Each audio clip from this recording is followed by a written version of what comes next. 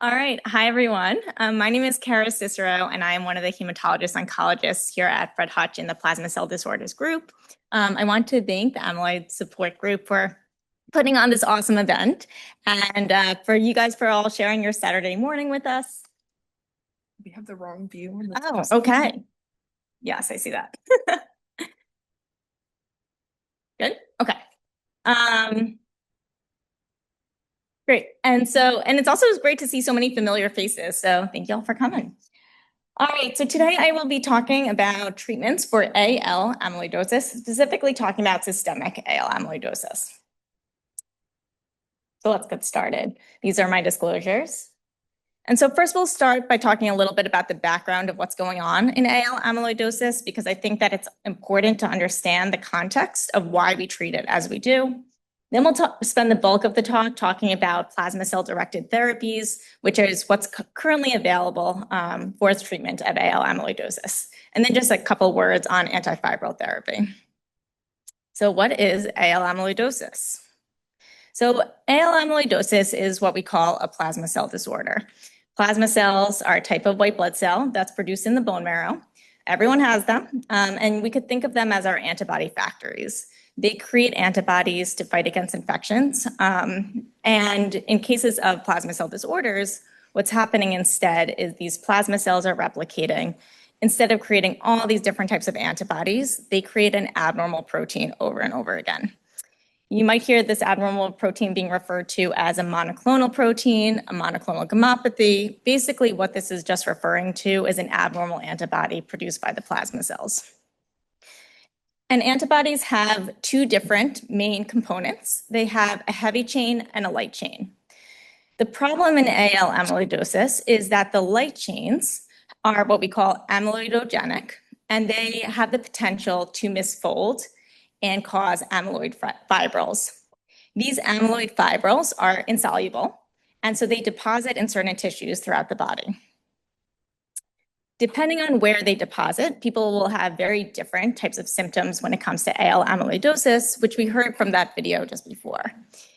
The most common organs that are affected are the heart and the kidney, and we do have Dr. Malik today to talk about the kidneys, and Dr. Chang will be here later to talk about the heart. And this could sometimes have, frothy urine if it's in the protein in urine, swelling. It could have shortness of breath. It could have arrhythmias. But virtually any organ system can be affected. Nervous system is also quite common with peripheral neuropathy like numbness or tingling, some sort of sensory changes. GI systems, constipation, diarrhea, lightheadedness, bruising around the eyes, and then classically and uniquely, enlargement of the tongue.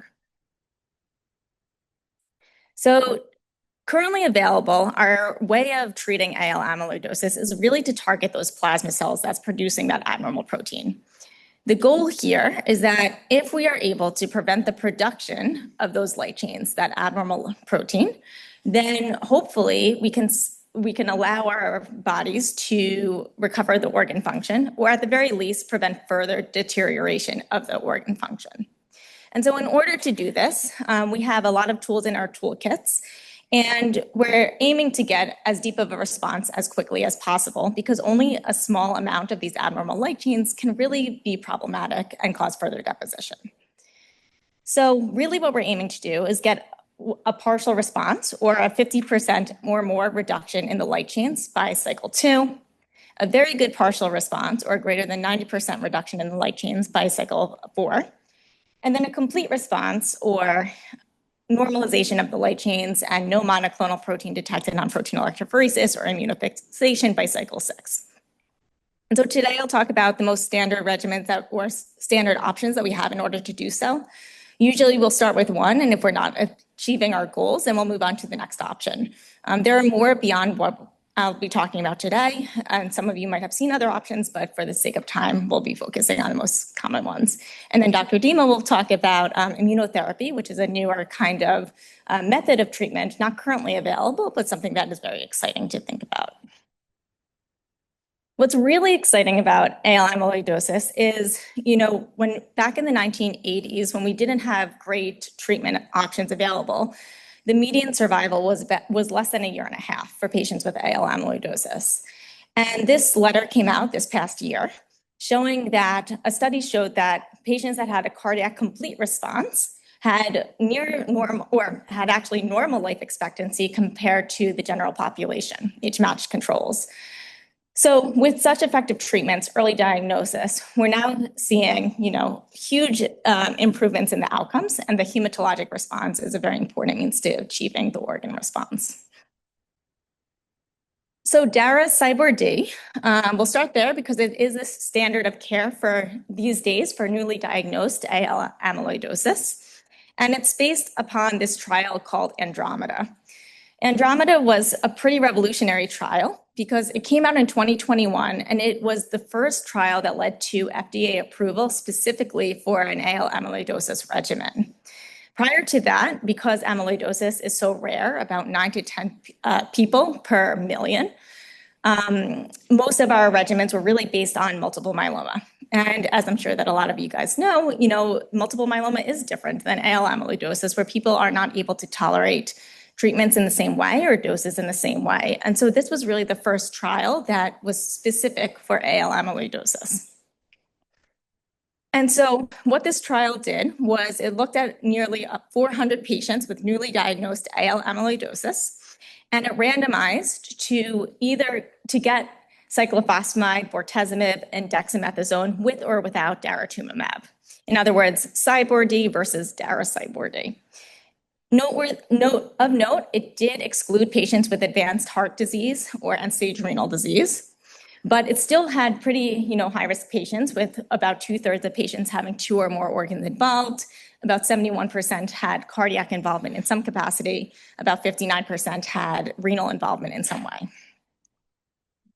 And what this trial showed us was that DARA-CyBorD resulted in 53% of people having that complete response. In other words, no monoclonal protein detected on protein electrophoresis or immunofixation, and normalization of the free light chains by cycle 6. And this ultimately translated into cardiac and renal responses that were also measured. So after 6 months, 42% of people had a cardiac response and 53% of people had a renal response. But we also know that organ responses typically lag behind hematologic responses because it does take some time for the organs to recover once the production of the light chains stop being produced. And so the best cardiac response usually occurs about a year after initiation of treatment. Those that have a cardiac complete response, it usually takes a year and a half. Renal response, about a year and a half after start of treatment, and to a complete renal response, about 2 years after treatment. Liver responses are even longer than that, about 3 years and so. And so this past year at the American Society of Hematology conference, there was an oral presentation after about 5 years of follow-up for those on the Andromeda trial. And what they presented was that about 64% of patients that received DARA-CyBorD after 5 years of treatment had a cardiac very good partial response. In other words, their NT-proBNP decreased by 60%. And actually about 41% of patients had a cardiac complete response where their NT-proBNP was less than 200. But for those people that don't meet the 53% that got that cardiac complete response, again, our goals really are to get that. So what do we do next? So venetoclax is another drug that is usually thought of as the next line of treatment if it's possible in a certain case. And venetoclax, or the use of venetoclax, is really based on studies in multiple myeloma because, again, Andromeda really was the only study that specifically looked at AL amyloidosis for a randomized trial. The multiple myeloma study called Bellini randomized patients to either receive venetoclax, bortezomib, and dexamethasone versus placebo, bortezomib, and dexamethasone. And this was a really interesting trial because what these curves basically are showing, when we look at these curves and how to read them, the shallower a line is, that means the better the outcome. The steeper the curve, the steeper the slope, the worse the outcome. And so if we look at the top curve, the blue is venetoclax, the red is placebo. And the top curve is looking at progression-free survival. So what this is basically showing is that venetoclax had a much better progression-free survival. In other words, people had much better durations of responses with venetoclax. But the bottom curve is looking at overall survival. And if you see here, the curves are switched. The red line, or the placebo, did much better than the blue line. So what this is showing us is that even though people that had venetoclax with multiple myeloma had much better durations of response, their survival was actually worse when they got venetoclax compared to placebo. And so this showed us an unfavorable risk versus benefit ratio. And the reason for this was that venetoclax was associated with a lot of toxicities that could result in early death or fatal toxicities. And so you don't have to, this is tiny, you don't have to read all of this, but basically what this table is showing is all the toxicities or adverse events that were related to venetoclax in this myeloma study. Grade 5 are fatal adverse events. And what we see here is that there was significantly more fatal adverse events with venetoclax compared to placebo, mostly due to infection. But what was really interesting about this study is if we looked at a specific subgroup, those that have what's a genetic marker called translocation 1114, which allows venetoclax to work better, overexpresses something called BCL2, which is a target for venetoclax. Those that had translocation 1114, we see a different story.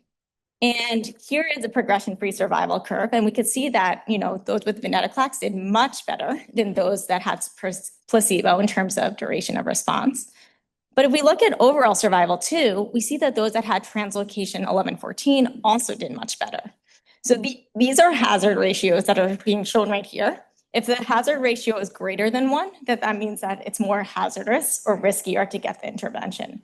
If it's less than 1, then it means that it's more beneficial. And the further it is from 1, the more hazardous or beneficial it might be. So if we look at all patients, the hazard ratio for survival was 1.19. If we look at patients with translocation 1114, it was 0.61. So a 40% or so reduction in death for those that had translocation that received venetoclax. So a really great option for people that have a translocation 1114 because the benefit risk ratio really favors the benefit in that case. And fortunately, this is a great target for AL amyloidosis, as about 60% of patients with AL amyloidosis will have a translocation 1114. And so we haven't had any prospective randomized studies, again, just because of how rare AL amyloidosis is in some regards, that have come out as of yet. But there has been retrospective cohort studies looking at venetoclax in translocation 1114 for AL amyloidosis. And this is one of those studies that looked at 43 patients with relapse or refractory AL amyloidosis throughout 14 centers in America and Europe. And what we see from this study is that it had great results. About 41% of people that were treated with venetoclax did have a complete response. And these are more Kaplan-Meier curves. Again, remember the shallower the curve, the better the outcome. And how these are broken up is the red is those that have translocation 1114. The purple blue is those that do not have translocation 1114. The first one is progression-free survival. The second one is overall survival.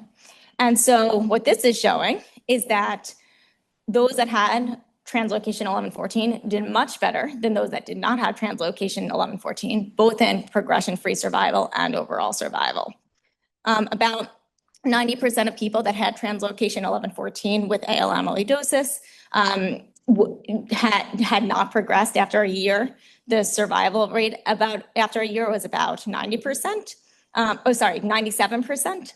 And those that were DARA refractory or had already received, for example, Dara-Cybordi in the first line, we also saw really great results with about 92% survival and 84% progression-free survival. So really great option for those that have a translocation 1114 that might not have had as a suboptimal response to Dara-Cybordi. So what if someone does not have a translocation 1114 or still has a suboptimal response? Well, transplant is another option. And I saw a bunch of hands that were raised earlier for people that had transplant. But it has changed, the idea of transplant has also changed a lot in the past couple of years. So this is actually the only randomized study that has ever been done for transplant in AL amyloidosis, and it was published in 2007, so pretty outdated. It looked at 100 patients with AL amyloidosis that were younger than 70 years old and who had received no more than 2 prior lines of therapy. In the non-transplant arm, patients were treated with melphalan and dexamethasone, no transplant. In the transplant arm, they just went on to get high-dose melphalan and transplant. So none of which anyone is really being treated with today. So we have to think about that with the caveat of the results.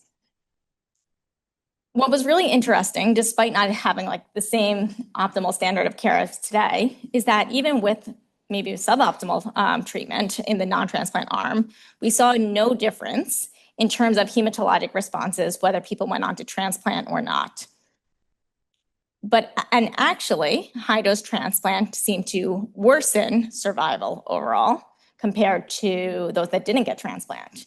And the reason was that it was a pretty dangerous procedure with a pretty significant transplant-related mortality, about 24%. However, the selection for transplant really has evolved over time. Again, that study was published in 2007, and a lot has changed since then. Notably, bortezomib became available in 2005, and what this meant is that it was such an effective treatment. So people had, 1, alternatives to transplant, but 2, effective treatment prior to transplant that could result in improvement of organ function prior to people actually receiving transplant. And so it made transplant safer if the organ function was improved prior to transplant. And then also there became more selective criteria for transplant eligibility over time. And so if we look at the graph on the right, this is looking at mortality kind of over time for transplant and AL amyloidosis. If we could look at the cohort from 1996 to 2002, the 100-day mortality was about 14.5% in this study that was conducted by Mayo. But if we look at 2010 to 2016, that decreased to 2.4%, which was equivalent to transplant-related mortality for multiple myeloma at the time. And that was also still prior to Dialysis, so still prior to our most optimal therapies as today, improvement in organ function, et cetera. Nonetheless, because we have such good treatments these days, we really don't transplant with a few exceptions. We transplant if there is suboptimal response to other options, and we transplant for myeloma overlap. So that would be another reason that we would still transplant. Because so much has changed from 2007 when that first trial came out, there are ongoing transplant studies in AL amyloidosis. For example, the SWOG study, which is a randomized study looking at Dialysis with or without transplant. So just a couple of words on antifibril therapy. Everything that I had mentioned before is plasma cell targeting. In other words, it's targeting the plasma cells to prevent further deposition of the protein. But what about the proteins that are already there, the amyloid fibril deposits that are already there? Well, our plasma cell-directed therapies do not take it out, or they don't have the capacity to take out those deposits. And so there's really a need in order to find some sort of treatment in order to take out the deposits that are already there. And so the 2 major drugs that have been investigated, birtamimab and KL-101, have been having randomized clinical trials over the past couple of years and recently started having results. And unfortunately, AFFIRM-AL, which was a study for birtamimab, had pretty disappointing preliminary results. This was a phase 3 clinical trial looking at birtamimab plus standard of care versus just standard of care without birtamimab. And it enrolled over 200 patients across the globe, more than 140 centers with newly diagnosed AL amyloidosis. And specifically looking at those with stage 4 amyloidosis or the most severe heart involvement.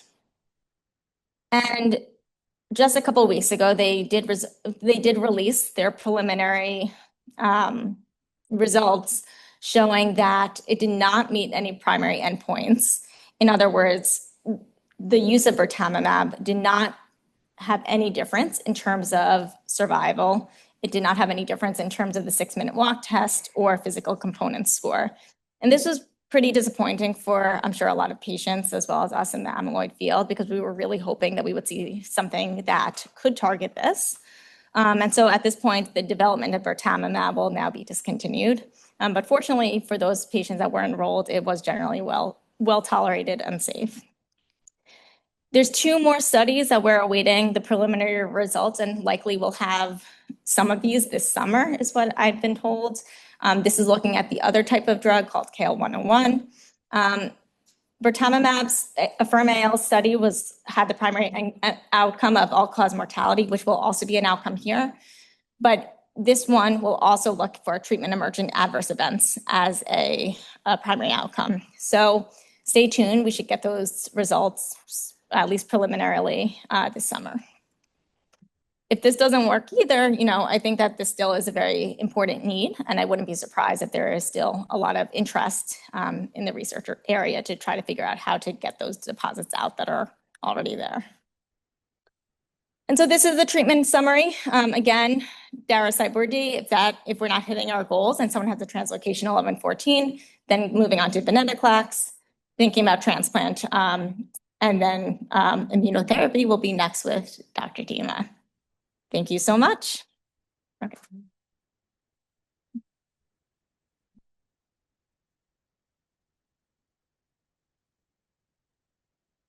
Hi, everyone. Thank you so much for being here with us today.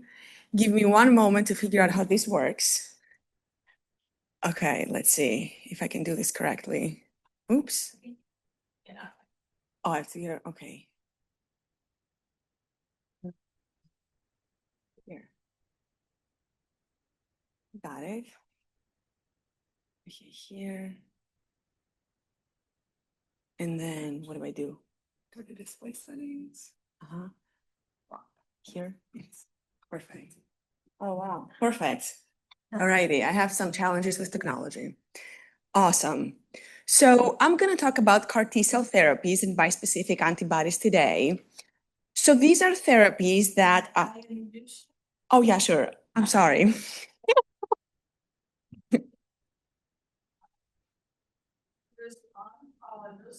And a clinical researcher. So this would be great. Thank you. Perfect. Amazing. Sorry, forgot we have to do introductions. All righty. So I'm going to talk about immunotherapies today. So we have 2 types of advanced immunotherapies, and these are used right now in patients with multiple myeloma. However, there's a lot of interest in developing those immunotherapies in the space of light chain amyloidosis as well. So the one therapy is CAR T-cell therapy, and the other type of therapy are bispecific antibodies. And I'll start with just giving a few information on how these therapies work. So CAR T-cell therapy is a type of cellular therapy, and it basically starts with the patient's own T cells. So T cells is a type of immune cell that basically fights infections. So patients are getting hooked up in a machine that looks like a dialysis machine, and it's called an apheresis machine. And that machine basically runs your blood and collects T cells in a bag. So once these T cells are collected, they go to the company, and in the lab, they are genetically modified and engineered in a way that they express receptors on their surface so they can target the tumor cells and kill them. So when these cells are ready, and that takes around 4 to 6 weeks, patients come back to the clinic or in the hospital. They get a light dose of chemotherapy just to suppress their innate immune system. And then they get those cells as a simple transfusion. And the reason why they get a dose of chemotherapy prior to the infusion is just to make sure that these cells are going to get received smoothly by the body and get expanded and not going to be killed by our own immune system that gets triggered with everything new that we receive. So right now we have 2 approved FDA products for patients with multiple myeloma, and I have the names over here. How can I point out? Here. So the names are with red color over there, and the one product is Idacel or idacaptogene vincluzol, and the other product is Cilta-cel or ciltacabtagene autoleucel.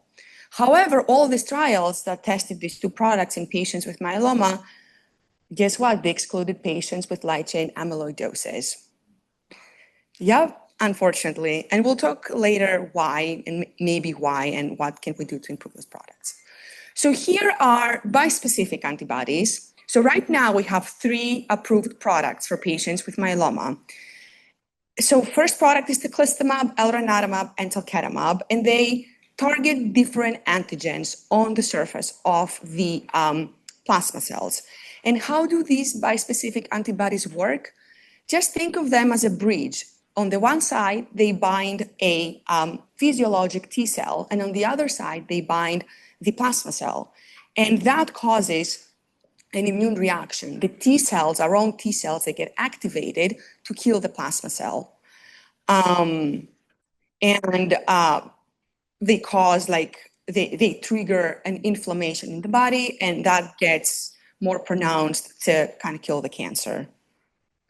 So here I have a schema just showing the procedure of CAR T cells is basically what I talked about. I don't think I need to talk about it again, but basically is when the patients, we have the cell collection, and then the cells are getting manufactured in the company's lab, and then we get the cells back in the clinic.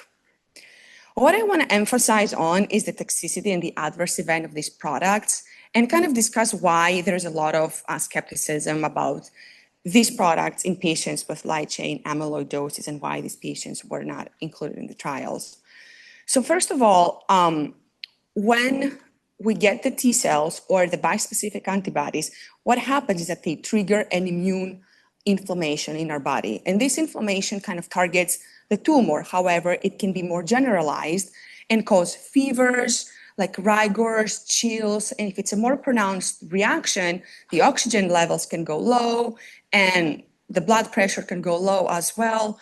And as we all know, patients with amyloidosis can have like cardiac involvement, and that can cause kind of dysregulation of the body, and we worry about the heart. So arrhythmias can happen, fluid shifts can happen, and acute cardiac decompensation can happen. Pretty similar to transplant, maybe less pronounced. So we worry about non-relapse mortality with these products. And this generalized inflammation is called cytokine release syndrome. Another adverse event of these products is neurotoxicity. So this inflammation can go inside our central nervous system. It can cause, most of the times, confusion, but there have been cases where this neurotoxicity can be more pronounced. Other side effects of those treatments are infections, especially with bispecific antibodies that they get dosed on a regular basis, because CAR T-cell therapy is one and done infusion, whereas the bispecific antibodies, we get them every week or every 2 weeks or every month, depends on the product. And then also cytopenias, like the blood counts can go low. So all these side effects, we know the patients with myeloma, we kind of know how to manage them. They're more predictable. However, in patients with light chain amyloidosis, we really, really worry about cardiac decompensation. So I'm going to go ahead and present to you 2 trials that we right now have with CAR T-cell therapies in patients with light chain amyloidosis. These are very small trials, like with 10 patients, like 10-ish patients. And these products are not approved for myeloma. It's just experimental products that have been tested abroad or in the US for patients with light chain amyloidosis. So the first product, it's the HBI-0101, interesting name, that has been tested actually in Israel. And it is an academically produced product, which means that the university there produces those CAR T cells. It's not a company-based product. And this was a phase 1 study. So 16 patients with light chain amyloidosis were treated in this trial, and these patients had only light chain amyloidosis, no myeloma. And they were heavily pretreated with 4 prior lines of therapy, median of 4 prior lines of therapy. What was interesting is that this product was manufactured in 8 to 10 days, which is much faster than what the current CAR T products are manufactured in myeloma. They need 4 to 6 weeks, whereas this product was pretty quick, 8 to 10 days. So we see here a little bit about patient characteristics. We see that the median age was 64 years. We see that 81% of the patients had cardiac involvement, and we see that 5 patients out of the 16 had advanced cardiac staging. So 5 patients with the significant cardiac involvement were electively admitted to the ICU for 48 hours of monitoring during the infusion. So here we see the responses. We see that the overall response rate, which is this blue bar over there, it's pretty good. It's 94%. So almost all patients responded to the CAR T cells, and 75% of those patients had a complete response. Looking at the organ responses, I would say they're pretty good. Patients with cardiac involvement, they had a response of 78%. Renal was a little bit lower at 33%, and hepatic response was 20%. The other thing that I want to mention is that responses are pretty quick, like pretty rapid, and there was only 1 patient who did not respond to this product. Here is just a table of the adverse events. I'm not going to go in too much detail into this, but what I'm going to say is that they were all kind of expected. A bunch of patients got this systemic inflammation called the cytokine release syndrome, but most of the events were grade 1 or 2. We didn't really see a lot of severe events. None of the patients got neurotoxicity, and some of the patients had infections. However, there was no treatment-related mortality, which was really reassuring and very, very important in my opinion. So a few of the take-home points here from that trial, I mean, this was a really small trial, included only 16 patients, but we saw pretty acceptable toxicity profile and pretty good response rates. Again, there were no treatment-related deaths. And the authors, they said that the reason why it was a successful trial was because they were very, very careful on how they monitored the patients.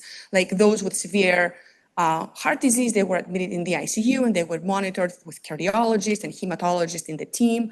And all patients were optimized before the infusion, which means that they were diuresed and they had all the necessary tests just to make sure there's nothing worrisome or acute going on with their heart or kidneys that would lead to not a successful story, basically. When patients had side effects, these were managed pretty quickly. So they didn't wait, you know, 'cause sometimes patients can have maybe a fever and we can say in the hospital, oh, let's just watch them. But they were very aggressive with management, with medical management, and they tried to limit the amount of corticosteroids that these patients receive because that can cause fluid retention and cardiac adverse events. So the next product I'm going to talk about is the NXC201, and these data were presented at ASCO of this year. So basically they were presented earlier this month in the big oncologic conference. And this was a study that was done primarily in the United States. So this was again a phase 1 and 2 trial, just included patients with light chain amyloidosis. A total of 40 patients have been enrolled so far, but we have here the presented data on just 10 patients. And pretty much the way this product was administered was, as we talked about before, it was manufactured in the lab and then administered to the patients before they had a dose of chemotherapy. So here the difference with the prior trial is that they excluded patients with severe cardiac involvement. So those patients that had 3B or higher, they were not allowed in this trial. And the manufacturing time here was pretty similar to the other product, about 10 days.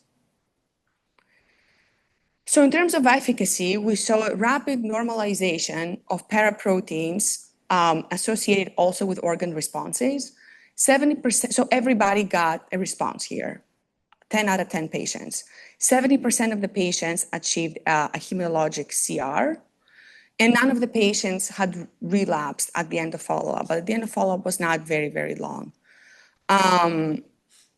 One patient had improved symptoms of their heart failure from class 2 to class 1 just in 2 weeks from receiving this product. 2 out of 2 patients with evaluable cardiac disease, they did achieve a response. 2 out of 3 patients with renal involvement, they did achieve a response. There was 1 death that was unrelated to the product. And again, as I said before, there was no hematologic relapse at the end of follow-up, of this short follow-up. Looking at the adverse events, pretty much the same. We saw grade 1 or 2 of the cytokine release syndrome, but no higher events. There were, again, no events of neurotoxicity here. And as expected, there were some severe infections. One of them was grade 5. So a few take-home points. So this new product that is currently tested in the US looks pretty promising with a really good adverse event profile. It's pretty quickly manufactured and responses were pretty good in this preliminary cohort. This is currently an ongoing multicenter study, and this trial is open at Swedish with our colleague, Dr. Swathi Namuri. So I have her information here. Whoever is interested or getting more information, you guys can email her or her team and get more information about this product. Unfortunately, we don't have this here, but I'm going to talk about what we have here a little bit later. I know. Alrighty, so we'll talk about bispecific antibodies right now. And the one thing that I want to say is that there are no current data from clinical trials in bispecific antibodies. We only have some reports from retrospective studies, like real-world data. So here I've highlighted 3 of the larger studies that we have, but as you see, the number of patients is still pretty low. So the one study reported 8 patients, the other study reported 7 patients, and the last study reported 17 patients. So these are studies that tested teclistamab, which is one of the bispecific antibodies that we talked about before, and it's currently approved for just patients with multiple myeloma. So we see that the overall response rates are pretty good, 88 to 100%. So most of the patients responded to this treatment. And the CR rates, complete response rates, are also high. We see here some studies reported like lower, like 29 and 41%, but this is just because when we do retrospective analysis, we don't have all the data to confirm a complete response. So if we cannot confirm it, we just say it's not a complete response.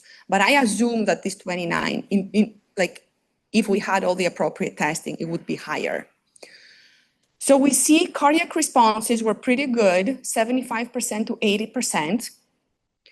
Renal responses were also adequate, around 50 to 60%.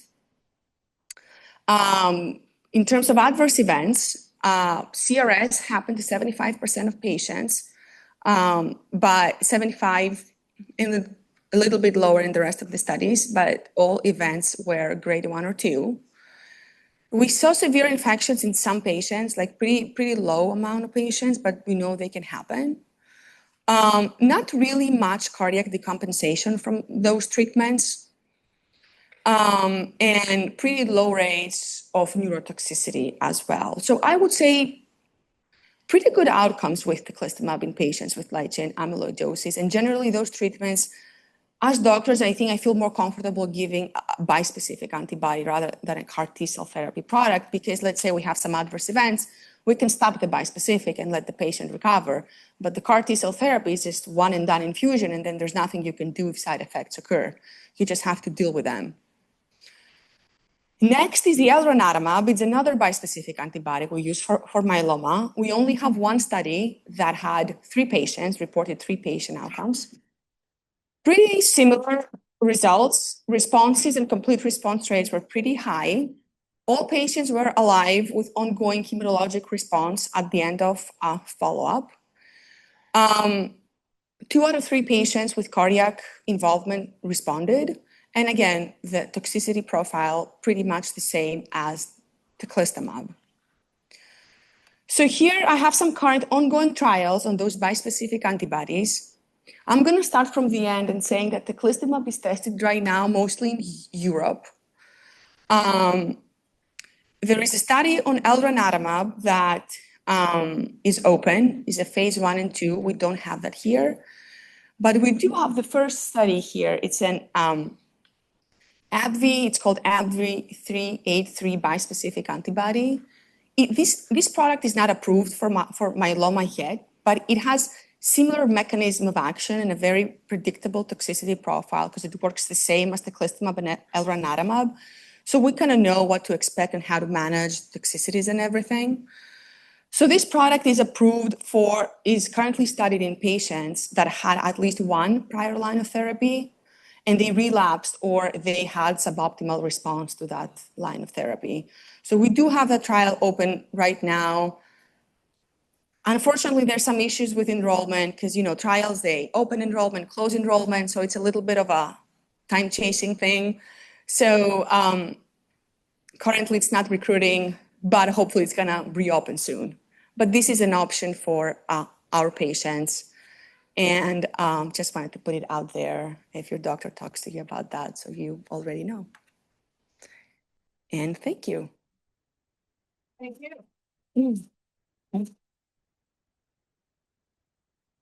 Alex, nephrologist.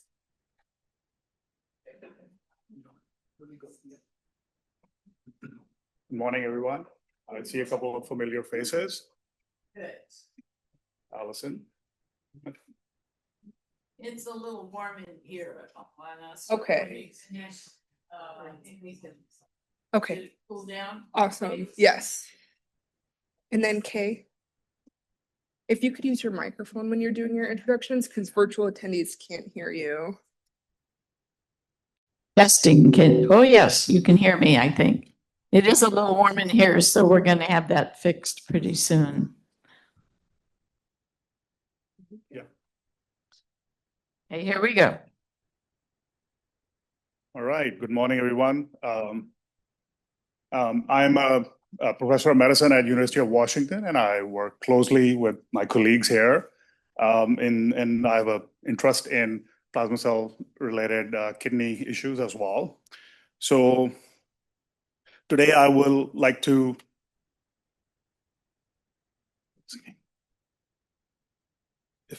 let's see if it moves.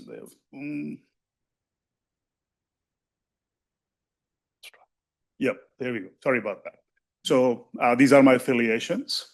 And today I would like to capture these few objectives as to why the kidneys, what happens with amyloidosis in the kidneys, what are the stages of kidney disease, how do we define chronic kidney disease, and if we are facing end-stage kidney disease, what are our treatment options, which includes dialysis, and I think my slide got cut off, some transplantation. And so at the risk of a little bit of a repetition, John and others presented, we know that amyloids are just a clump of badly misfolded proteins that just deposit in various organs, including the kidneys. And the issue lies at defective metabolism of these proteins, which they are, when they get misfolded, they are deposited in what we call as beta-plated sheets in different organs, including the kidneys. And kidneys and the heart are the organs that are most commonly affected with amyloidosis, reaching about 65 to 74% of involvement, with liver, GI, soft tissues, and the nervous system having a little bit of less involvement. And this cartoon is just to show that, like many of the folks here, the route to an amyloidosis diagnosis is never straight. It's very circuitous. Many patients go through 2 or 3 different doctors. Takes an average of about a year or so before they can get diagnosis. And that is because, again, it is a relatively rare disease, and the awareness in the general community is less. So it takes a long circuitous route through different providers over many different days and months and years sometimes to get to the diagnosis. And unfortunately, sometimes people already have advanced kidney and other organ involvement by the time they see us and we jump into the diagnosis. And as John mentioned, it is very crucial to detect this disease early on and go full blast at it to try to control it for best possible outcomes. So to diagnose amyloidosis, we need 4 basic principles. One is there is a amyloidosis-related syndrome going on in the body, symptoms. For example, in our kidney disease, we have something called nephrotic syndrome. I'll tell you about it in just a minute. And once you have it, then you try to do a tissue biopsy. So in our case, we get a kidney biopsy and show the classical fibrils of amyloid in the kidney tissue.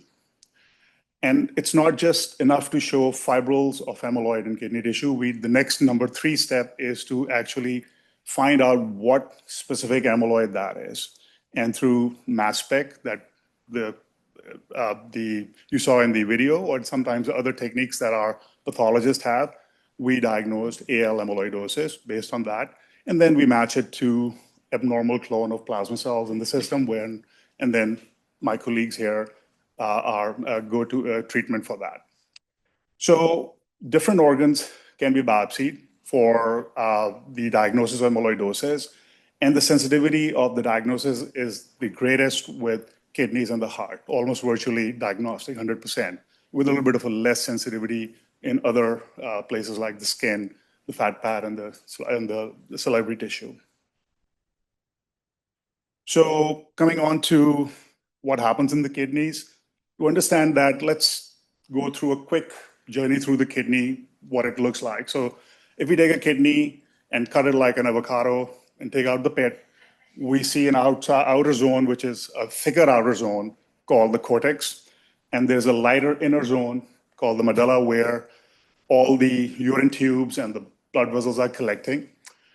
So if we take a deeper dive, we find that there are these highly specialized tube-like structures.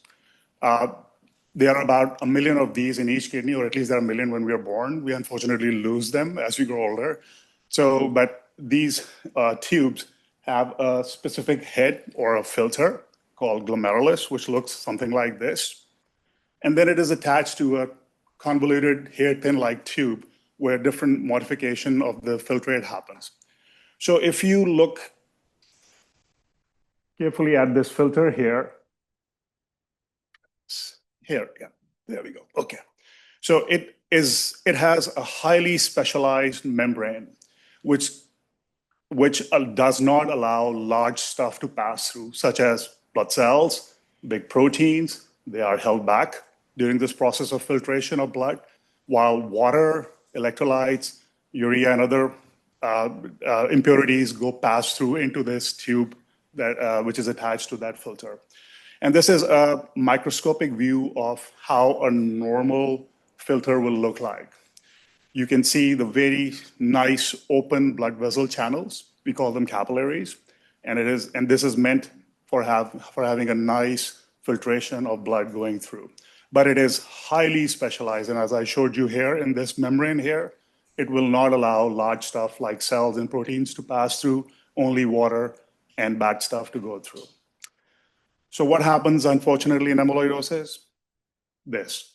So you have this amyloid deposition in these kidney filters, which I think of it as a cement-like substance. It just deposits and just destroys the filter. And when that happens, instead of a normal smooth filtration, you have all these proteins, particularly what we call as albumin, that leaks out of these filters. And then they pass into the urine into something called nephrotic syndrome. Syndrome got cut off here. So we have something called nephrotic syndrome. So what are the various functions of the kidney? Well, they are, of course, associated with fluid and electrolyte balance with removal of water from our system. Our patients get anemic pretty quickly because kidneys produce a hormone called erythropoietin that goes to the bone marrow and gives it a signal to produce red cells. So it's like flipping a switch. So when there's kidney disease, there's less of that hormone. And it's not that there's anything wrong with the marrow, but the signal is not there. Then kidneys are intimately linked with vitamin D activation and metabolism, and through that, the bone health and bone metabolism and calcium and phosphorus regulation. Kidneys are the principal site of regulation of blood pressure in the body through multiple mechanisms, including fluid balance.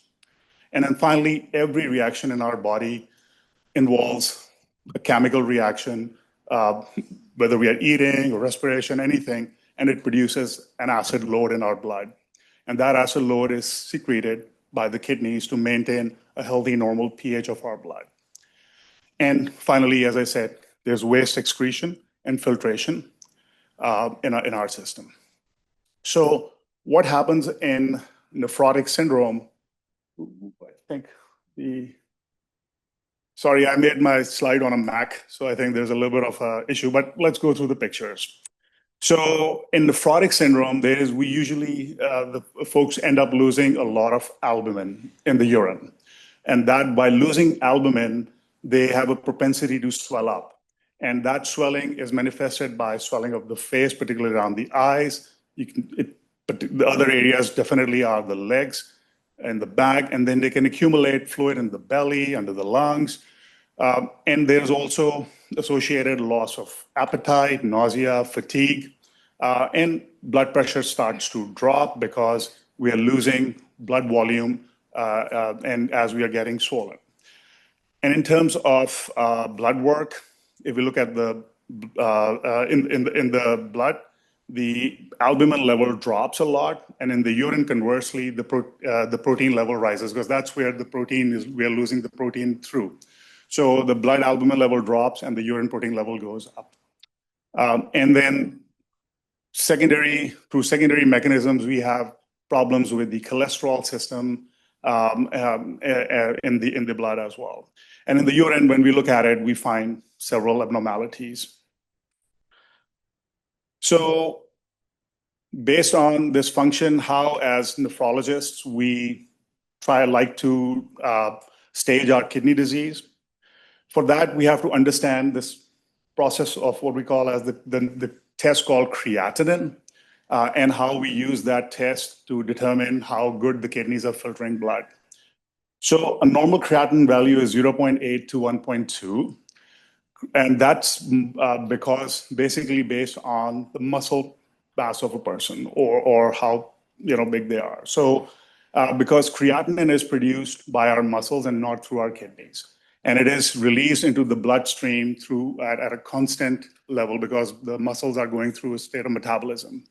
And the creatinine in the blood reaches a steady state. So that is where more petite, smaller frame people may have creatinines of 0.7, 0.8. Bigger people like me probably have a bit higher creatinines as a normal baseline. So the way we use this creatinine number to understand how effectively the kidneys are working, we need, in other words, we try to see how effectively they are filtering blood. So we use this equation, and nobody has to read this. It's just basically done by the lab for us. So as the creatinine is measured in the blood, the lab uses this nice regression equation where they put the person's age, their gender, and this creatinine. With these three variables, it gives us what is called estimated glomerular filtration rate. A normal glomerular filtration rate, unfortunately, got cut off there. It's about 120 milliliters per minute, which means that our kidneys filter 120 milliliters of blood per minute. And when you think about it over the entire day, our kidneys are filtering about 150 liters of blood. So that's how much the kidneys work throughout the day. So this is the way using this GFR number or glomerular filtration rate is the way we try to stratify our chronic kidney disease. So how do we do that? Well, when we are born, we have our glomerular filtration is 120, as I just showed you back there. But we are pretty generous. We say, well, even if it comes down to 90, we'll just label it as stage 1 or stage 2, which is really not very problematic. And from a practical purposes, when we are in the clinic, we don't even really measure it because anything above 60, our lab doesn't give us a value. We consider it very trivial and not important. But things do start to get problematic when the GFR falls below 60. Then we say we have entered stage 3. And it can go all the way down to 30. So that from 60 to 30 is stage 3. So since it's such a long stage, we bisect it in the middle and say you are 3A or 3B, depending on where your GFR is between 60 and 30. Anything below 30, we unfortunately enter stage 4. Below 15, we are stage 5. And majority of the folks require some form of replacement of kidney, whether it's dialysis or transplantation, when their GFR is below 10. So this is the spectrum of the kidney function that we follow, and this is how we stratify chronic kidney disease stages. From a practical point of view, stage 3, 4, 5, those are the 3 big stages that we take people through and try to work where the issues are. And just quickly, eligibility for kidney transplant occurs when our GFR is below 20, but it's not universal. There are different factors involved in this. So what is the aim of therapy in AL amyloidosis? Well, as we heard from the first 2 talks, combination of chemotherapy, immunotherapy, medications, even stem cell transplant is to reduce the number of the abnormal plasma cells, which in turn will reduce the production of these abnormal light chains that are the precursors of these amyloid proteins, and to prevent further deposition into the various organs, including the kidneys, and by putting a full stop to their production, let these organs, with passage of time, slowly, gradually try to remove these proteins from the organs. As we heard from Dr. Cicero, in terms of kidneys, it takes anywhere between 1.5 to 2 years for us to see some regression of amyloid out of the kidneys, provided that there's complete response and the process has been arrested. So what is our role as nephrologists? Our role is supportive. And in many cases, we are the first lines of where we diagnose people, even before they have reached our colleagues here in oncology. So, and then along the way, we take care of the ramifications of the nephrotic syndrome that I showed you, and all the various aberrations that happen in fluid status, blood pressure, electrolytes, and measuring their kidney function as we move along that spectrum to provide as much supportive care as we can in working closely with the oncology group. So very quickly about how do we prognosticate our kidney function in cases of AL amyloidosis. So about 10, 15 years ago, a very nicely run study was undertaken by Dr. Palladini in Italy, and then he subsequently confirmed that in a German trial. So basically, they found through this study that there were 2 main variables. When a person is newly diagnosed with amyloidosis, we look at 2 big factors: how much protein is leaking in 24 hours through the urine, and what is that GFR on that spectrum. So based on these 2, and the cutoff points are 5 grams of protein and 50 milliliters per minute of GFR. So based on this, folks who present for the first time can be diagnosed into 3 stages. Stage 1 is the best, where people have very good established, good function kidneys, more than 50 mils per minute, and have less protein, less than 5 grams. And their 2-year risk of approaching dialysis is minimal, 0 to 3%, and very minimal annual risk thereafter. Unfortunately, stage 3 is where people have the worst presentation, where they're not only their kidney function is very low, less than 50 mils per minute, but they present with very high-grade protein in the urine, more than 5 grams. And their chances of progressing to end-stage kidney disease or requiring dialysis is very high. It's about 60 to 75% over 2 to 3 year time period. And the middle stage is the largest stage we see, is where people have one or the other abnormality. Either their kidney function is not good, or they are leaking a lot of protein, but not both. And they have an intermediate risk of progressing forward. Having said that, fortunately, again, got cut off. Anyways, so while this is the initial presentation, but this presentation is tempered by their response to therapy. And if they have a robust response to therapy that my colleagues give, they will have a better renal outcome. And even folks in stage 3 at presentation may not have this horrendous 60 to 75% progression to dialysis and may have much better outcomes if they respond by month 6 when the analysis is done and they're responding to treatment. Okay, so now I'll take you through quickly what renal replacement therapy looks like. And understanding that, yes, we have come a long way. When I was a resident and a fellow, the word amyloidosis was synonymous with, okay, that's about it. We're probably just going to keep seeing worse and worse outcomes here. But as Dr. Cicero showed you this amazing data to begin with, that even the cardiac involvement, which constitutes the main mortality of patients, has improved so much that it has come down to be equal to the general population. So over time, all these advancements have happened in the management of amyloidosis, which has translated into better outcomes from the kidney point of view as well. Exactly. But of course, we also, as nephrologists, have to consider when the kidney function, either if we find somebody very advanced or they're not responding and they are progressing on that spectrum toward end stage. So in that case, we have to consider dialysis. So dialysis can happen in the community and it can happen at home.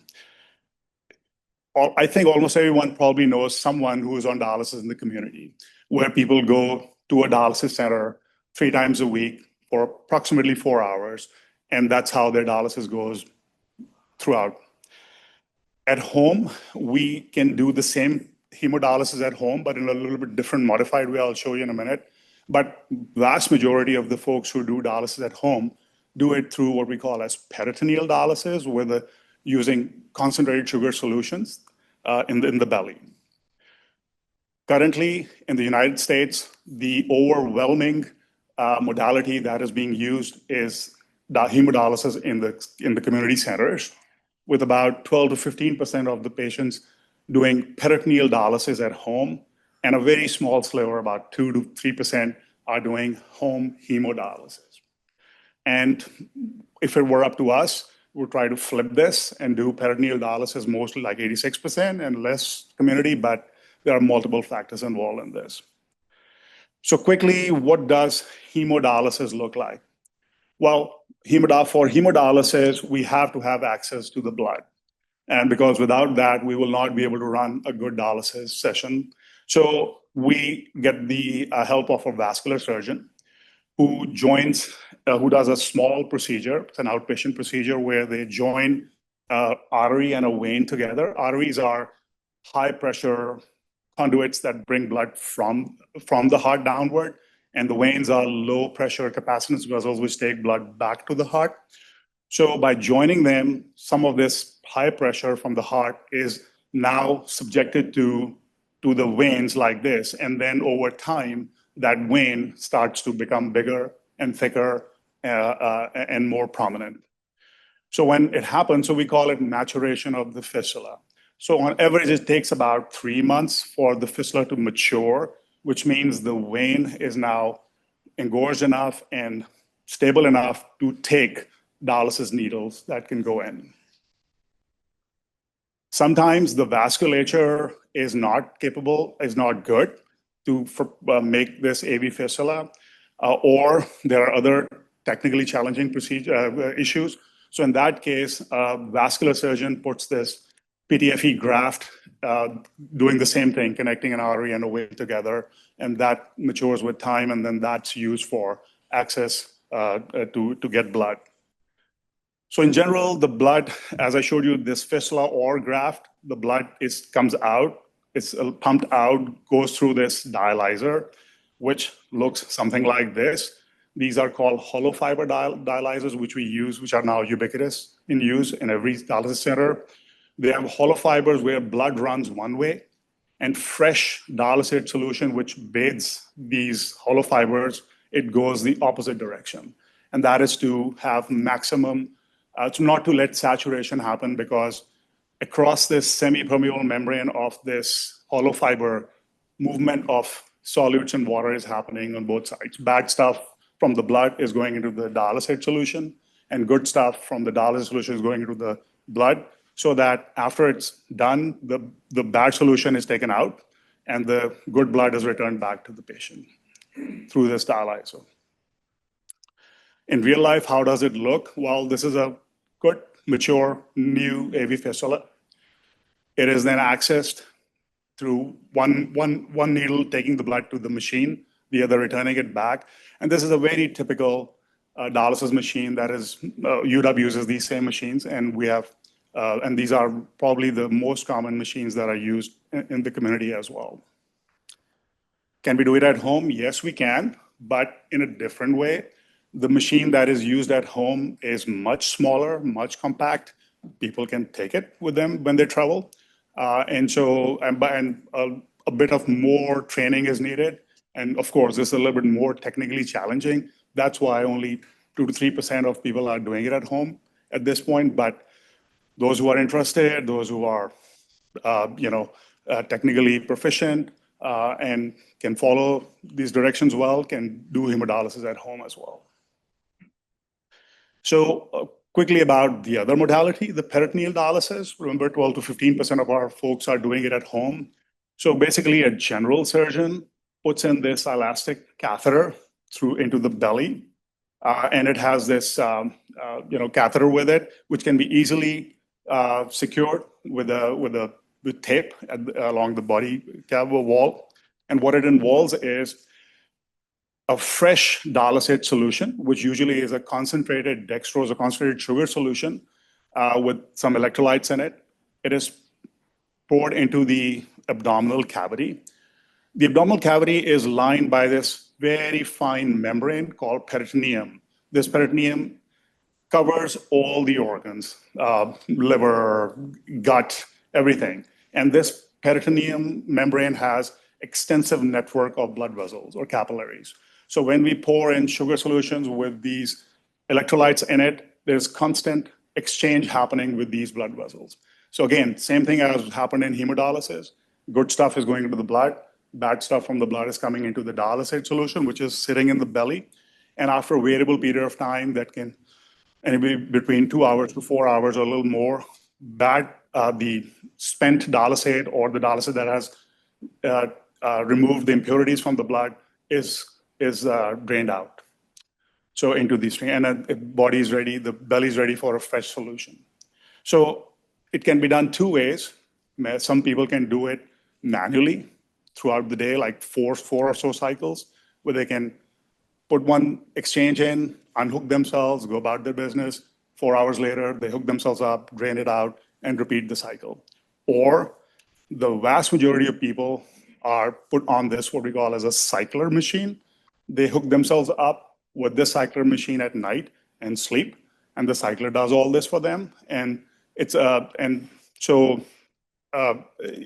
a little bit of training is required, but many people are able to do this, and it's a very well tolerated procedure at home. All right. So lastly, just a last couple of slides, we'll talk about what is the role of kidney transplantation in AL amyloidosis. And unfortunately, the data is quite sparse because we have been a bit afraid of transplanting people with amyloidosis because we always worry that amyloidosis will recur in the new kidney, just like several other plasma cell disorders that we worry about. However, over passage of last 15 years or so, there have been attempts, and in fact, I'll walk you through this slide. There are these data from these three observational studies: Boston University Amyloidosis Center, UK National Amyloidosis Center, and the Mayo Clinic, where they involved anywhere from 50 to 60 patients who got kidney transplants over the last 20 or so years. A vast majority of them, except for the UK, they already underwent hematopoietic stem cell transplantation, which means that they probably were closely selected. And the important thing is that their median overall survival approached 10 years. And not just that, the new kidney that was put in, at least in the Boston experience, was 8.5 years. And the recurrence of amyloidosis did happen in the new kidney, but it happened very slowly, anywhere from 5 to 10 years time period. And even then, it was well controlled. So we are getting more and more excited about this and trying to kind of sort of select folks that we can offer kidney transplantation to, as opposed to continuing with dialysis. And we also know from all these 3 studies, what this last column tells us is the same thing that we heard before. The more the people are in complete remission or have very good partial response, their median overall survival was much better, and they had less chances of recurrence of amyloidosis in their kidneys. And according to the body that regulates or controls transplantation in the United States, called the United Network of Organ Sharing, UNOS, an OPTN database, as of now, only 30 to 40 cases out of a total 22,000 kidney transplants per year have been performed for amyloidosis. And here's just a little cartoon showing what happens in kidney transplant. Transplant surgeon, not we. The transplant surgeon puts in the new kidney either on the right or the left pelvis and connects the vasculature and the ureter to the bladder. So in light of the 3 studies that I showed you earlier, what we are understanding from the last 20 years of these carefully selected patients that we have taken through kidney transplant, we are now knowing that their overall survival and the kidney transplant survival are similar to patients who undergo kidney transplant, say for diabetes, for example. And their survival with kidney transplant is actually better than their survival when they are on dialysis. And yes, it is reasonable to offer kidney transplant for carefully selected groups of folks who are in hematologic complete remission or in very good partial response. But yes, like other things, we still need more data on this. So I guess I'll stop here, and I guess we'll take questions at the end. Because we all need to eat better, correct? And her name is. We did a change up. Oh, change. Okay, Yeah, you're great. okay. Good morning, everybody. I'm sorry for the change in plan, but I'm Elizabeth Loggers. I'm the medical director for palliative care here at the Fred Hutch. I'm sneaking in because I'm actually in the hospital today working. So had come from the hospital and need to get back. And so I know we're running a little behind, so I'm gonna sneak in. Having said that, though, I hope that this is a conversation. So if there's anything that's not clear, please do feel free to just interrupt me as I speak. And I'm going to try to just go real quick so we can get you right back to the dietitian. Okay. But I don't have any disclosures for this talk. I'm going to tell you a little bit about what palliative care is and how that can potentially assist people with amyloidosis and their family. But first, I just want to spend a little bit of time just giving you a sense of how we as palliative care providers come to understand your illness, because most of us aren't going to be affected by it, right? So this comes from the research, and this is often what palliative care providers do first, is they actually try to look for what's important within an illness for the patient and for the family, so that I can be the best clinician I can possibly be. And if you haven't seen a word cloud before, basically what this is they take from what people say about amyloidosis, either from a website or from actual interviews with patients and families, the words that they use. And so the size of the word tells you how important it is in their experience. So I hope that this resonates for each of you. I would usually have people tell me, who in the room has amyloid, who's a loved one of someone with amyloid, who's an advocate for amyloid. But today we're going to skip that part. But I just want you to see what this looks like when we look at the literature and what people have said about the experience of amyloid. And then this is, again, another research paper, basically trying to understand what's affected, what in our body is affected by this disease, and then what does that lead to? And the thing that I try to point out to people is the stuff at the bottom, actually, because what you can see is that it's affecting all aspects of life, really, right? Function, roles that we might play as, husbands and wives and parents, all of that. Emotional well-being, including how we view ourselves physically and our self-esteem. Taste, which we're going to hear about, I'm sure, from our nutritionists, how we eat, sleep, everything. So as a good palliative care provider, what you're trying to do is you're trying to take that information and this individual and their family who's in front of you and say, how could I help you most, right? What could I do to make this difficult, serious illness better? And so we think of ourselves as an extra layer of support. We are never the people making medical decisions for you have a team, right? You have an oncology or amyloid team that does that, but we work alongside them. And we're trying to address some of those other things with you. And the way that we do that is by getting to know you really well and getting to know your family really well so that we understand what's important to you. And then, again, our goal is to specialize whatever we do for each individual and their family to what's most important to them. We do this, like I said, by getting to know you, but we also have additional training. So for example, I'm a medical oncologist by training, but I'm also trained as a palliative medicine doc. And that's the same training that a hospice doc would get, but we're not the same as hospice, okay? The way we work is actually way upstream of that. So we can get involved in the care of someone as soon as they know they have a serious illness, and we can follow them throughout the entire trajectory. So at the Fred Hutch, for example, we actually see people when they're in treatment. If they're lucky enough to be out of treatment and into survivorship, then we actually don't see them. And we can be with them until they do make that transition to hospice, if that is what's actually happening in their lives. So if you've never heard of palliative care, that might be why, is because a lot of people hear about hospice, but not a lot of people actually hear about palliative care, the upstream stuff that we do. Okay. So like I said, symptom management, helping keep people hopefully out of the emergency department and out of the hospital. We try to do a lot of anticipatory guidance. So if we see kind of things playing out, we try to help people say, okay, how do we get in front of that? We help with mental health concerns, because a lot of this is existential crisis, right? Like why globally, but then why me specifically often? And so we'll spend a lot of time talking with people about that and trying to help them feel better. And when we do this, we work with on our team, we have a social worker, pharmacist, spiritual health clinician. So we have a lot of people on our team who can help, but we also have all the resources outside of our teams as well. And then we referred all the wonderful people like our nutritionists. So I'm so glad you're talking to someone from nutrition, because they are amazing. They do such good work, but also spiritual health, rehabilitation, integrative medicine. We believe heavily in this idea that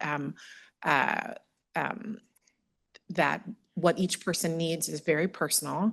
What works for each person is very personal. And we try to keep our minds open about all of that and really also focus on the non-pharmacologic. So we prescribe stuff all the time, but we also try to be really thoughtful about, if it doesn't require a pill, how else could we approach this and try to keep the pills down. And one pill doing more than one job is also, so a lot of times when we're meeting people, we try to understand all the things that are bothering you, because if there is a pill that we have to use, then we want the pill that's going to hopefully kill, two birds with one stone, so to speak, right?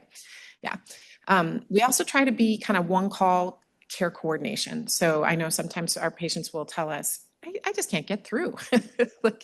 But thank goodness, every time I call you guys, you pick up the phone, right? We pride ourselves on picking up the phone so that you have a human being to talk to. And then we will help communicate with your team to try to get that through. We also try to help people with their communication in terms of what they want out of their care going forward, again, with that anticipatory guidance. So we do a lot of advanced care planning with folks as well.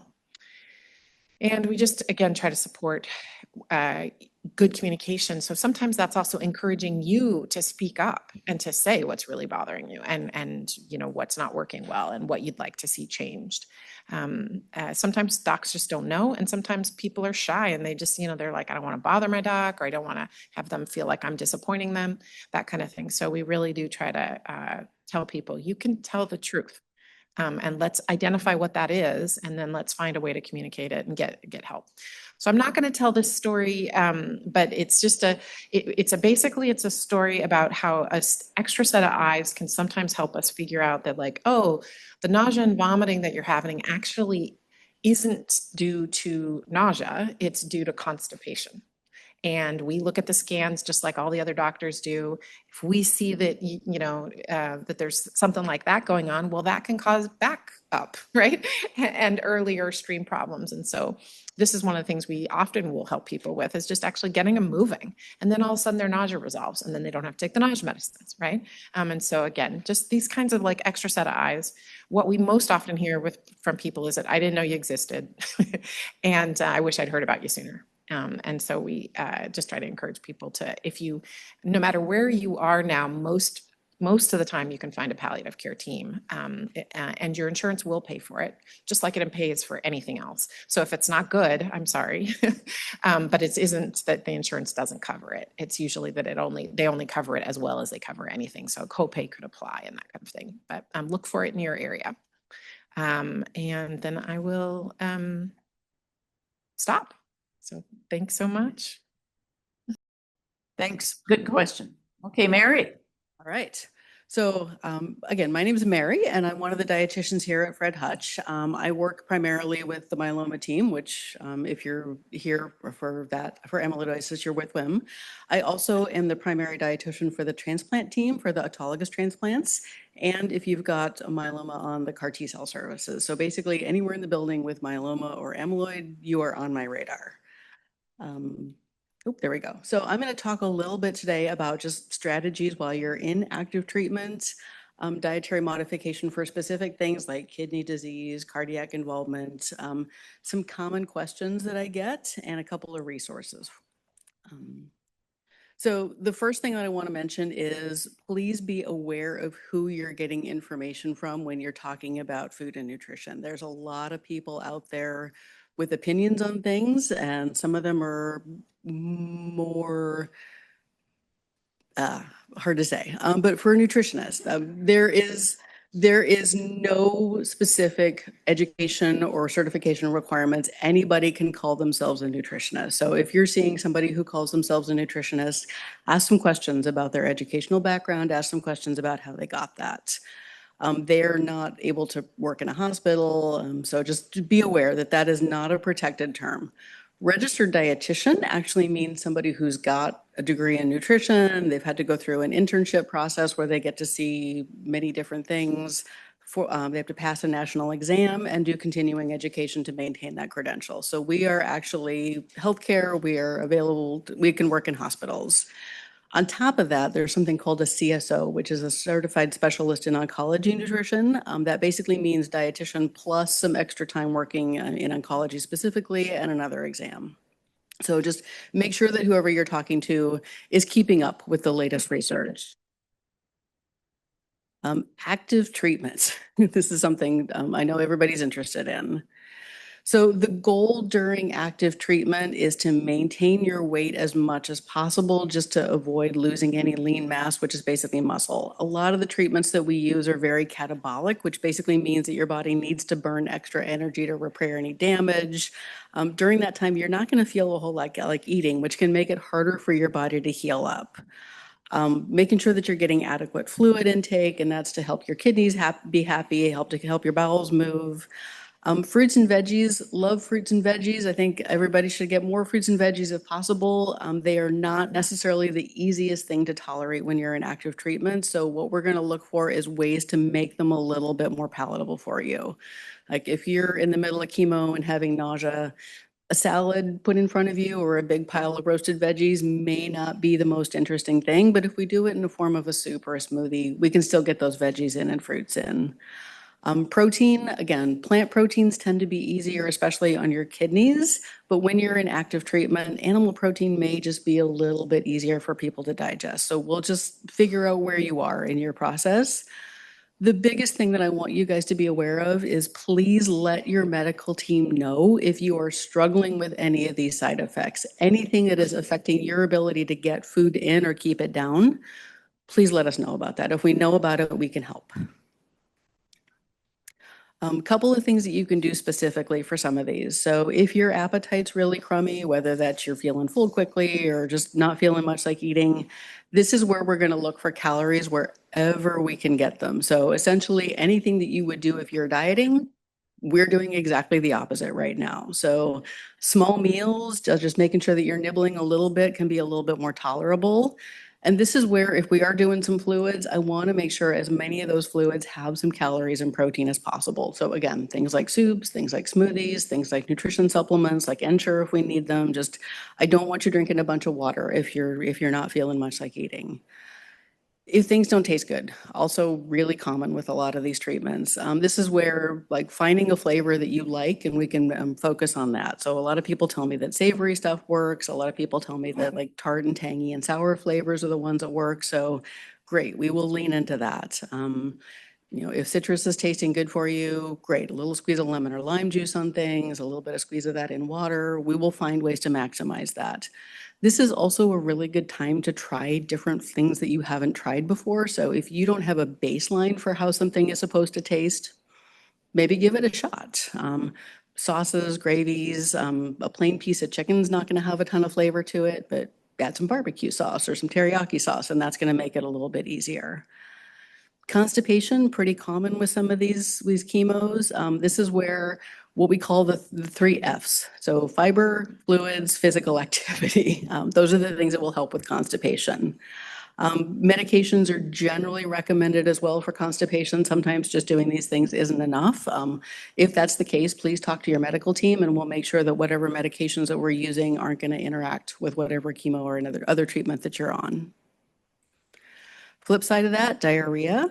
This is where soluble fiber is your friend. So things like bananas, oatmeal, just anything that's going to form a gel as if you liquidate it, is going to help with the diarrhea. Again, small meals. If you try to eat too much at one time, things are going to move out the other side. Fluids with electrolyte, so coconut water, broth, things like that. Again, we'll manage all of that.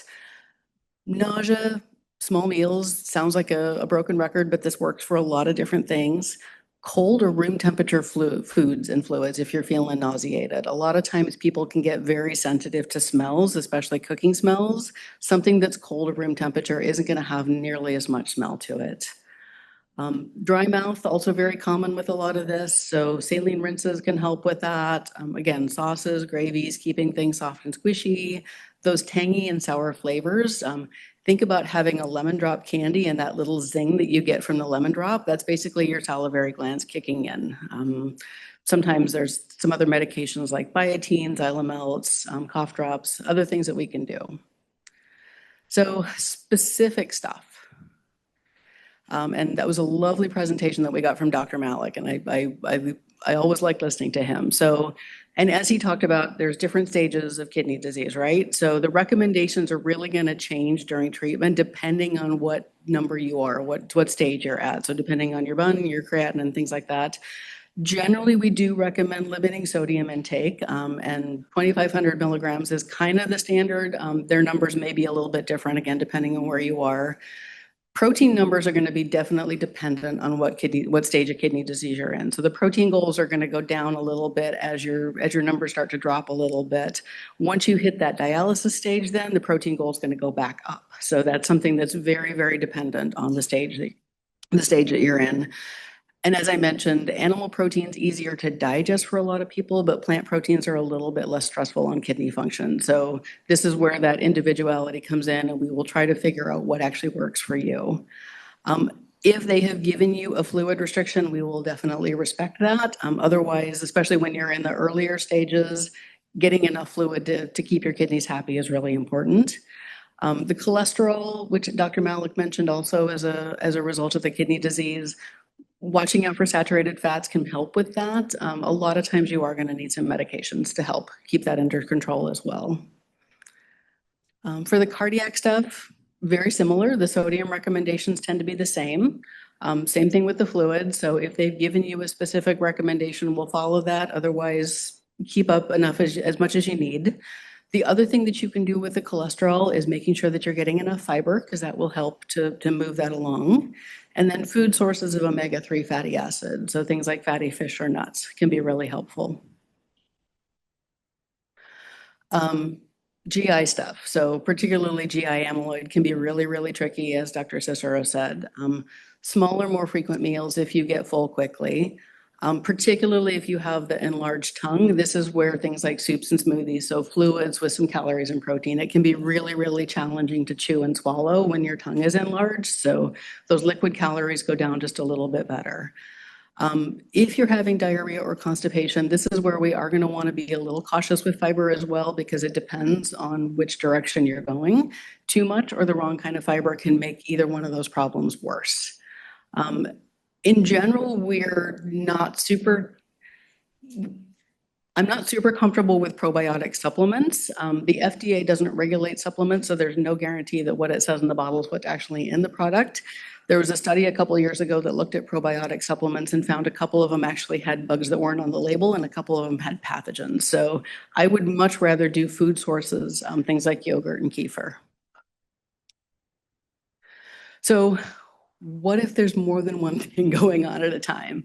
And this is always tricky. I have tried for a long time to come up with a grand unified theory of amyloid nutrition. And basically what I've come down with is focus on the most pressing issue. So particularly if you have diabetes on top of kidney disease or heart disease or other things, this is where we're just going to look for, like, what is the biggest issue? If your blood sugars are hard to control, we're going to focus on that first. If your kidney numbers are really bad, we'll focus on that first. And again, a lot of these things can be really tricky. So if you look at the renal diets, the kidney diets, a lot of times they're going to have you doing things like white rice, white bread, which is, again, not necessarily what we're going to want with diabetes. So we'll focus on what the biggest problem is. If you do have diabetes and we're going through treatment, we may need to use insulin or some other medication to keep your blood sugars under control. There's going to be a point where I am just not going to want to restrict what you're eating, especially if you're struggling. Can't say this enough. Please talk to a dietitian, because this is what we're here for. A couple common questions that I get. Sugar and cancer. This one I hear a lot.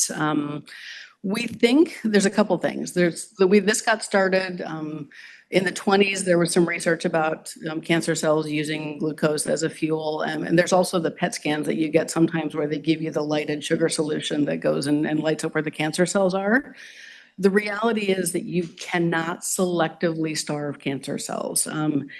Your brain runs on sugar. Every cell in your body needs sugar. The best analogy that I've seen for this is a colleague of mine in the Midwest named Julie Litchford did a really great blog post and basically equated this to think about the cancer cells as having stuck accelerators. So normal cells, when they're going through, they divide and then they kind of get quiet, and then they divide and they get quiet. The cancer cells are dividing all the time, right? It's like having a stuck accelerator on your car. The way to fix a stuck accelerator on your car is not to run the car out of gas. That doesn't help you. That just stops the car from working. So get it fixed, get treatment. And the reality is that even if you cut out all carbohydrates and all sugar from your diet, because your body needs this, because your brain needs this, it's going to try to figure out how to make sugar out of protein and all of that other stuff. And it will start pulling that out of your muscles and out of your immune cells to start making that glucose. The best way to think about this is just balancing things out. So if you're going to have something that's got some carbohydrates or some sugar in it, just have some fat with it, have some protein with it. Where there is a little bit of truth to this is if your insulin level spikes significantly, that can do something called insulin-like growth factor, which may have some impact in this. So the trick is just trying to minimize those blood sugar spikes as much as we can. I think, honestly, the stress of trying to cut out all sugar is probably worse for you than the sugar itself. Special diets, there's really not a lot of great information about special diets. So you'll hear a lot, and there's new ones that come out every day, right? I'm following Instagram and something new every time I look.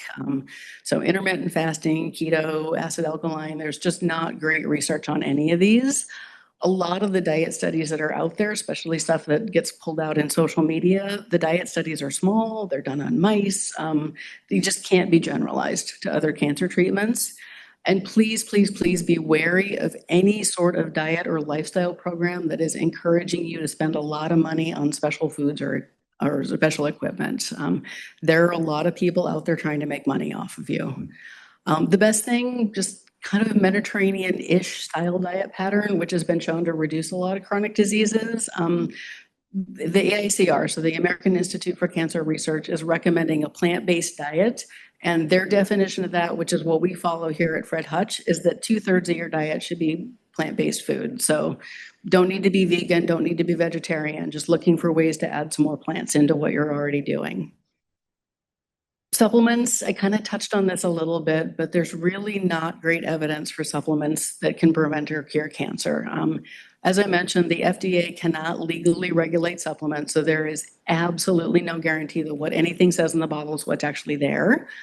There are some supplements that can actually interact with medications that we use in chemos and immunotherapies, so please be aware of that as well. There are a couple of supplements that have actually been shown to increase risks for certain cancers. So just because it's natural doesn't mean it's safe.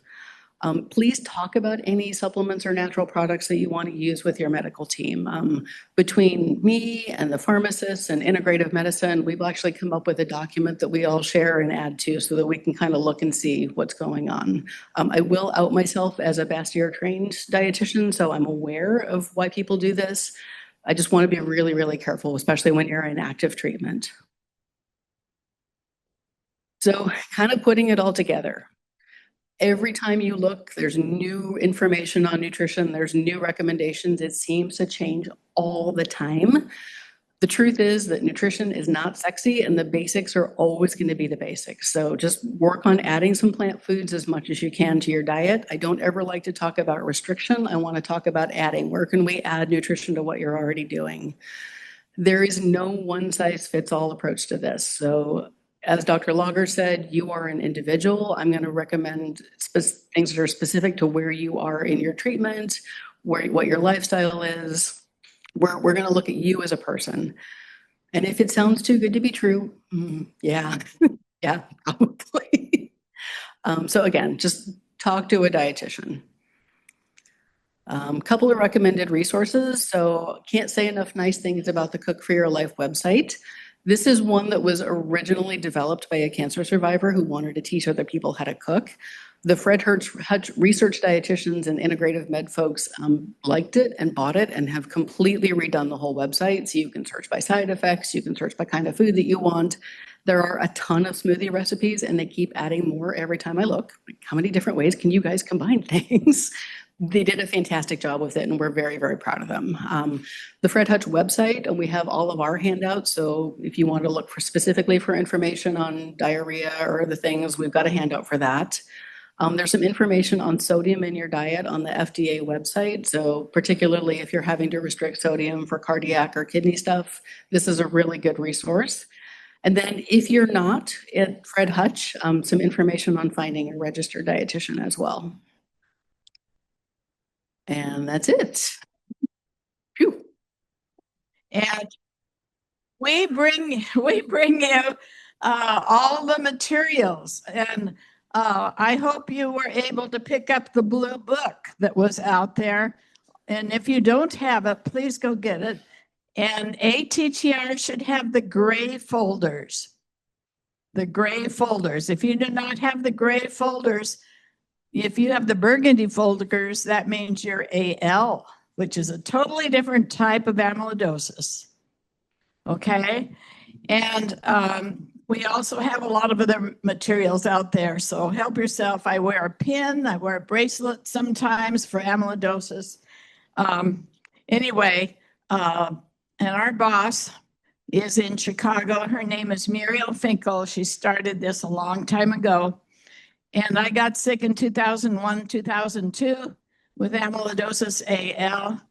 And I'm still alive. So I want you to have some hope, okay? Because it is possible. You just have to seek the right doctors and get the right treatment. So Why don't we have you introduce our new doctor? Great. It's wonderful to see everyone here today. Thanks so much for joining us. And I have to say, I've known Kay for maybe 10 years now. And I feel like if anything, she's getting younger. So clearly the treatments are working. So that's always great.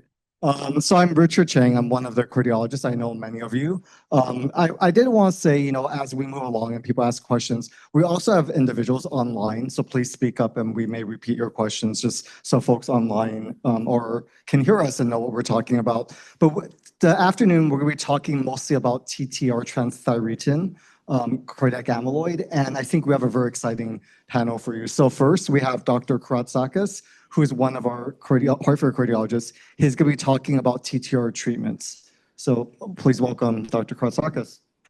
Thanks so much. You want me to use this or what? Hello? Good deal. Okay, can you guys hear me? Okay, thanks. Yes. So, you know, my name is Aris. I'm a heart failure and transplant cardiologist. I work over at the university. Richard's my boss. So usually I'm a much more relaxed talker, but if you sense some anxiety coming from me today, it's because my boss is watching. I also happen to be the second Greek person talking to you today. So if my accent's a little bit too much, just stop me and you know. I'm supposed to talk to you guys about the cardiac symptoms and treatment for both AL and ATTR amyloid, and they're very common in both of these forms. And I'll talk a lot about sort of like general cardiac symptoms and treatments as opposed to sort of disease-directed treatments because Richard has that talk later on.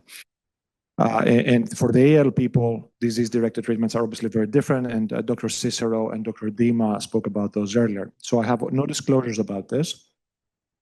I'm sure you've seen plenty of slides like this by now, but basically the way it works is AL and ATTR amyloid together constitute about 95% of the cases of cardiac amyloidosis.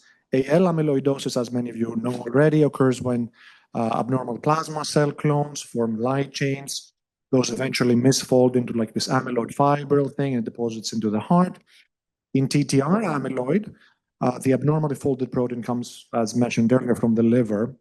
And it turns out these fibrils, both TTR and AL amyloid, and I should further subclassify this by saying that TTR amyloid can be wild type or hereditary or genetic. Both of these tend to deposit in the heart as well as various other tissues. And they can really go pretty much everywhere in the heart. They really like going between the heart muscle cells themselves, but they can go on the electrical system of the heart, they can go on the valves and so on and so forth. And because they can go diffusely around the heart and throughout the rest of the body, it makes sense that the signs and symptoms of cardiac amyloid are actually very broad. So over the next few minutes, we'll talk about how amyloid fibrils can cause heart failure, which is essentially pump dysfunction of the heart, how it can cause arrhythmia, such as atrial fibrillation. A lot of you know about AFib. Many of you probably have atrial fibrillation.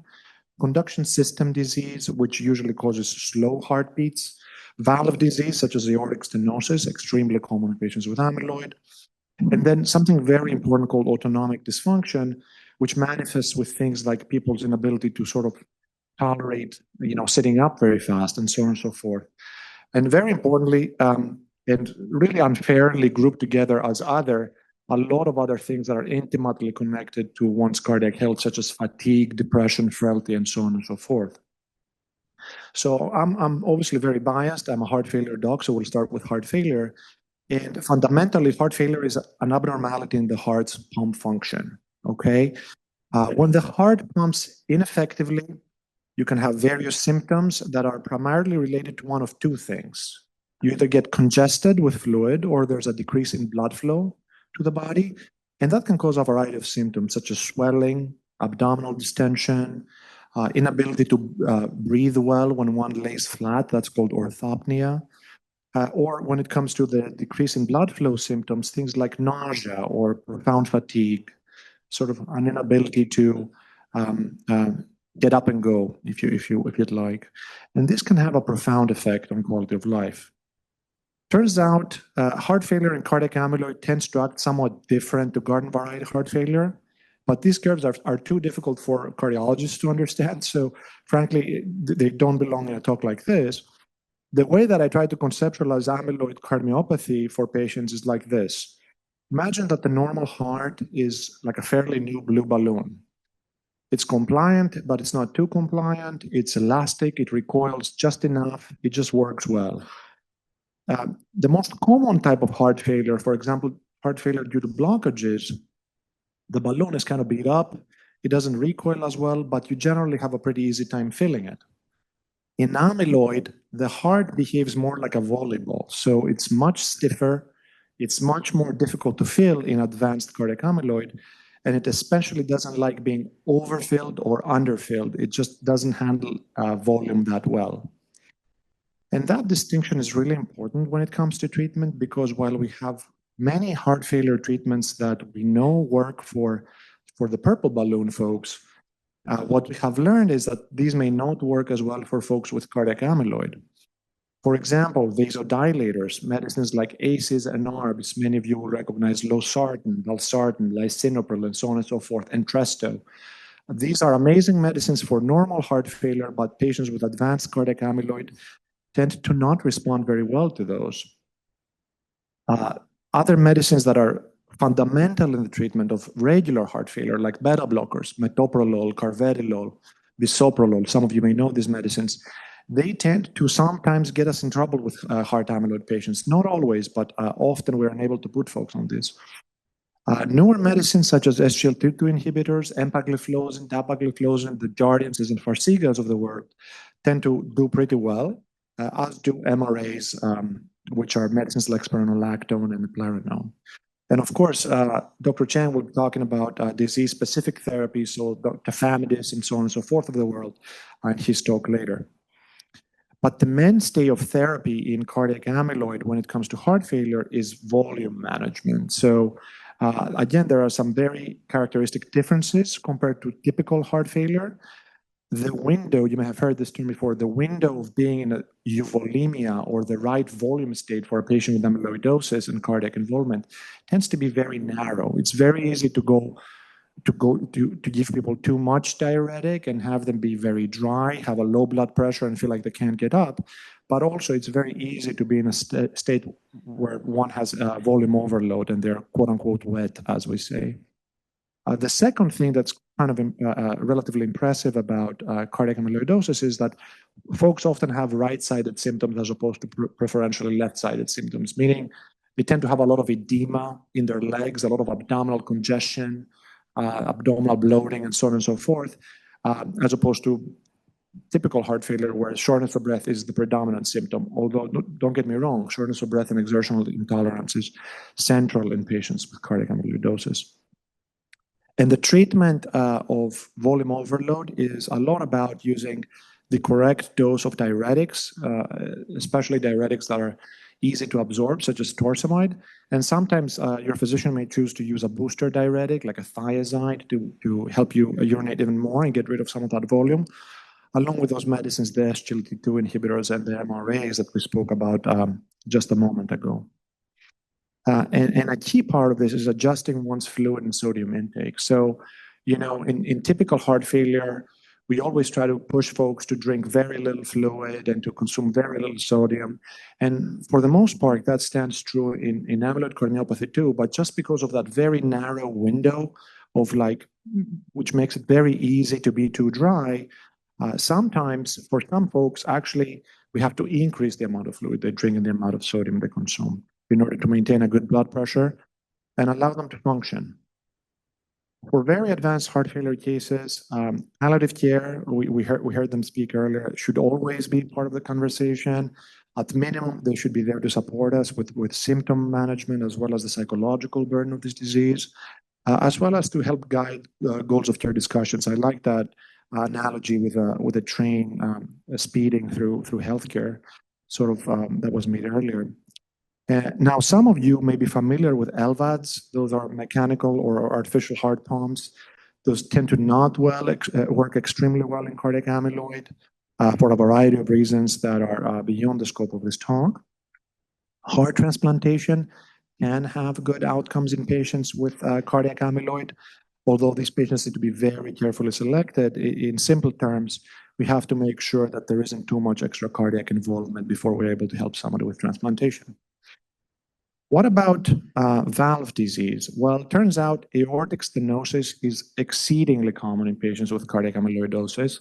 As a matter of fact, 1 out of 6, maybe 1 out of 7 patients that is referred to have their aortic valve replaced by TAVR, which is a percutaneous method of replacing the aortic valve, has cardiac amyloid on that valve and in their heart. And these patients may be even more symptomatic than the typical aortic stenosis patient.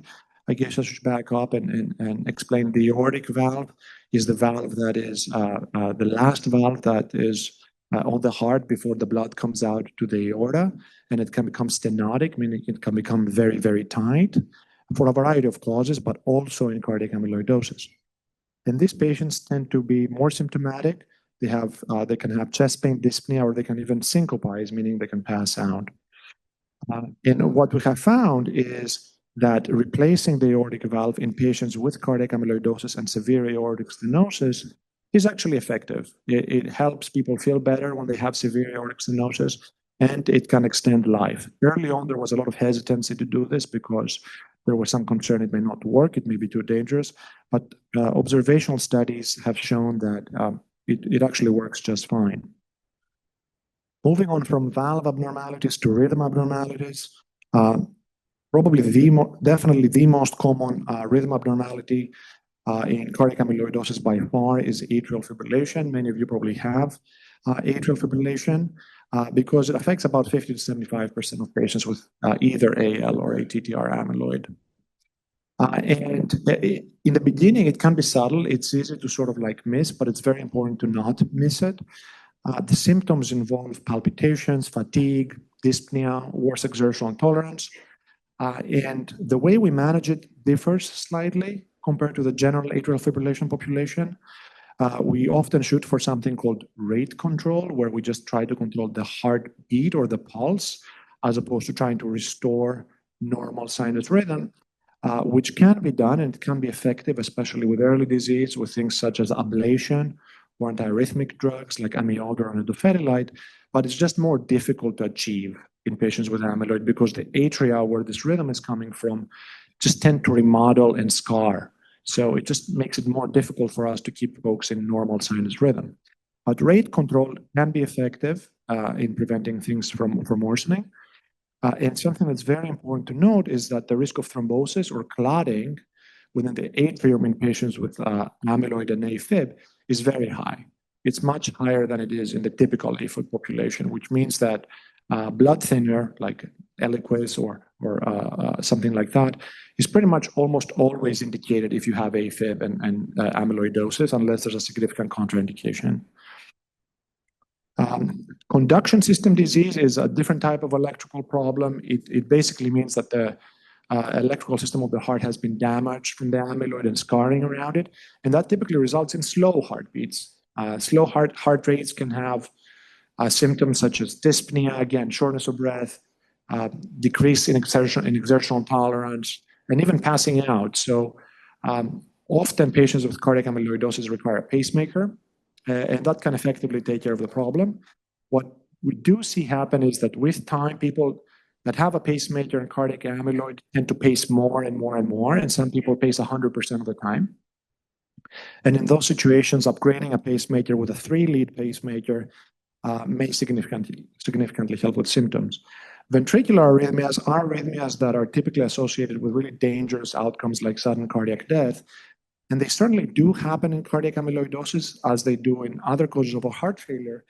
But how much they contribute to actual mortality and death in amyloid patients is not as clear. Amyloid patients have a tougher time dealing with pump function of the heart rather than sudden death from ventricular arrhythmias. So that's an area of active study. Having said that, indications for a defibrillator, which is what could get you out of this rhythm, are pretty much the same compared with patients that do not have cardiac amyloidosis. Something that I learned a lot about over the past year is autonomic dysfunction, which is, I guess, not strictly a cardiac problem, but it certainly has cardiac implications. What happens is amyloid fibers can affect the nerves of the autonomic nervous system, that part of the nervous system that you normally never think about, that never goes on vacation, takes care of things like sweating and helping your bowels move and controlling your blood pressure when you stand up. And it can certainly get affected by amyloidosis. It does, and you'll hear more about it from Dr. Distad later. The prevalence of neuropathy or autonomic dysfunction varies by type of amyloid. For example, variant TTR or genetic TTR amyloid tends to have much more autonomic dysfunction than wild type, similar with AL. So, and something that's very important to note is there are other conditions that cause autonomic neuropathy, such as diabetes, but with amyloidosis, it tends to progress much faster. And one of the main symptoms that it causes that is inherent to patients with cardiac amyloidosis is it causes postural hypotension, which is defined as sort of standing up from the seated position and having your blood pressure drop by maybe 20 or even 30 points on the systolic, and then just feeling really lightheaded, like your body's telling you it's time to sit down again. I need some blood flow to my brain. And some people even pass out in that scenario. So it can be very profound. And one of the other things that it can cause is, as we spoke about earlier, it makes it more difficult for us to use all these nice medicines that we like to use in typical heart failure, like the losartan and valsartan and so on and so forth, because people just don't tolerate them. Their blood pressure drops when they stand up, and they have a tough time using them. So anybody who has a cardiologist, especially a heart failure specialist, knows about the eternal battle between the salt bottle and the pill bottle. So things that you can do to help with this phenomenon, the postural hypotension, are to wear compression stockings, to have smaller frequent meals, because that prevents sort of like blood pooling into the gut and the abdomen, which can happen when you have a large meal, and do things that prevent volume depletion. So cautiously adjust your salt and fluid intake under the direction of a cardiologist, and try to avoid caffeine and alcohol. And most importantly, make slow and careful position changes from the seated position to the standing position, and so on and so forth. There are medicines that you can use for this, including, importantly, decreasing medicines, sometimes decreasing diuretics and stopping vasodilators. And there are some medicines that can increase vascular tone, like midodrine, droxidopa, and pyridostigmine, as well as taking salt tabs or using fludrocortisone. But these medicines often can precipitate heart failure, and they can be poorly tolerated in patients that have abnormal pump function, as briefly shown on this slide. So that should be done with a lot of caution.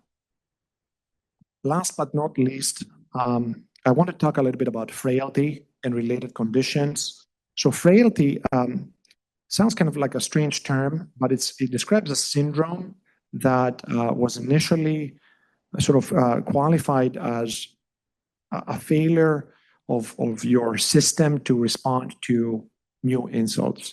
And initially, when it was conceived as a concept, it described sort of physical frailty. In other words, how much sort of muscle do you have on board? What's your grip strength? Are you able to get up and go? How many things are you able to do physically? But it has evolved into a much more global and holistic concept, which includes other features such as psychological state, cognition, memory, nutrition, and social components of health. And some of the features that are very prevalent in patients with amyloid and consistent with a high degree of frailty are sarcopenia, or loss of muscle mass, depression, anxiety, malnutrition, fatigue, and cognitive impairment. And these are very important to recognize, because not only do they affect quality of life drastically, they are potentially treatable, and they have been closely linked to outcomes. So frailty in cardiac amyloid is highly prevalent. More than 50% of patients will have it. There's a few different scales you can use to quantify it. They all kind of work the same way. And they're, as I mentioned, linked to worse outcomes. So for example, the risk of death for a patient with essentially no frailty on that particular scale is, for an independent patient, it's very low. It might be as low as 3% per year. On the other hand, if you look at frailty alone, the risk of death for somebody who's completely debilitated, very frail, and completely dependent on ADLs may be much higher if you just look at this one parameter. It might be as high as 40% per year. So clearly it matters a lot. I think as cardiologists and oncologists and neurologists, we do a pretty good job putting people on good medical therapy, on disease-modifying treatments. We try to enroll people in clinical trials. But it's so much more than that. It really takes a village of people, including the patient, their support system at home, primary care, geriatrics, physical therapists, cognitive therapy, and so on and so forth, palliative care, nutrition, to really try and reverse or stop frailty and try to get people back to a functional status that they were, or as I mentioned, at least halt the progression of this syndrome. And it's challenging. It's challenging not just because it's a difficult situation, but also because people have difficulty accessing care, and it's difficult to get things done as an outpatient and see 10 different doctors in the United States in 2025. So in conclusion, patients with AL and ATTR amyloid often have a very broad range of cardiac symptoms that relate to the amyloid depositing within and beyond the cardiovascular system. Along with disease-modifying therapies, cardiovascular management can improve quality and quantity of life.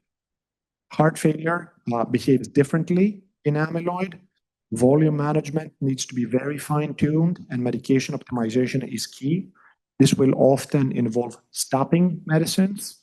Heart transplant can be considered, but it can be considered in very selected cases. Aortic stenosis is the most common valve ailment in cardiac amyloid, and it can be treated with aortic valve replacement, including transcutaneous valve replacement. Atrial fibrillation, the most common rhythm abnormality, can be treated with a rhythm, but most commonly rate control, and blood thinner is indicated in almost all patients. Many patients will need a pacemaker for a very slow heartbeat due to conduction system involvement. And then autonomic issues such as postural hypotension are very common. They can be managed with optimized medicines as well as non-pharmacological strategies. And finally, last but not least, managing frailty and associated conditions requires multidisciplinary care and is central to the care of the patient with cardiac amyloid. So with that, thank you very much for your time and happy to take it. So exciting to have so many people here. This is great. So I have slotted 10 minutes to go over neuropathy, and I'm going to give you a little bit of a background and then cover a little bit of amyloid, a little bit of neuropathy, amyloid TTR specifically, and then we'll see what other questions come up at the end. So neuropathy in general is a disease in which people have numbness, they have weakness, they may have balance difficulties. These are typically length dependent, so it starts in the feet. By the time it progresses up to the knees, people start to have symptoms in the fingertips. There are a large number of people in the United States with neuropathy. The TTR is one specific cause for neuropathy. Thank you. And most common causes in the US, diabetes, alcohol misuse, nutritional deficiencies like B12, immune-mediated medications can cause neuropathy, and there are a number of hereditary causes as well.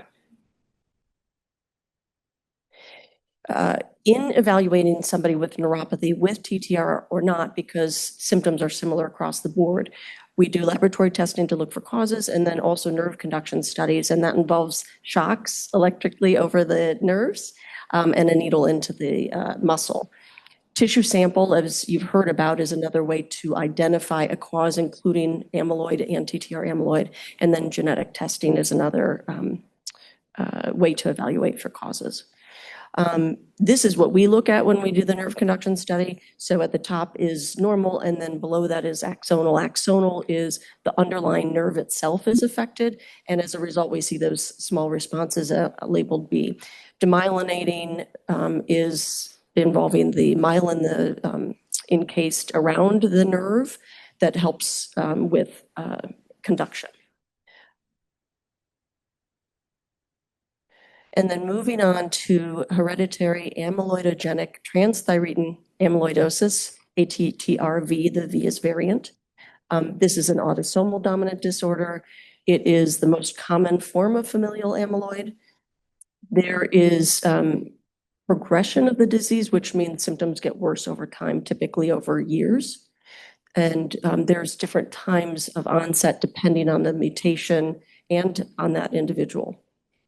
So, and that's where we talk about phenotype. Phenotype is how somebody presents, they look on their examination. And so there's a lot of unpredictability. There's variability even within families. Somebody may have symptoms that start at age 40, somebody else might not have them until after age 50. Within a family, some may have more cardiac involvement, some may have more nerve involvement. The majority of times, more than 80%, it is an axonal neuropathy. And we cannot necessarily distinguish that from other causes of neuropathy without doing that additional evaluation. There are over 120 different mutations listed, which you heard earlier. So in familial amyloid polyneuropathy, again, this is a progressive disease typically over years. It's length dependent. It affects temperature and pain and touch, and so basically decreased sensation.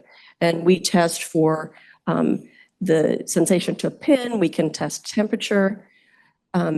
This may occur in combination with autonomic dysfunction, cardiac involvement, and carpal tunnel syndrome. And the autonomic is more of an automatic part of the nervous system, and it regulates a number of our vital functions. And one of the common symptoms with that is lightheadedness. So you stand up and your blood pressure drops and you feel lightheaded.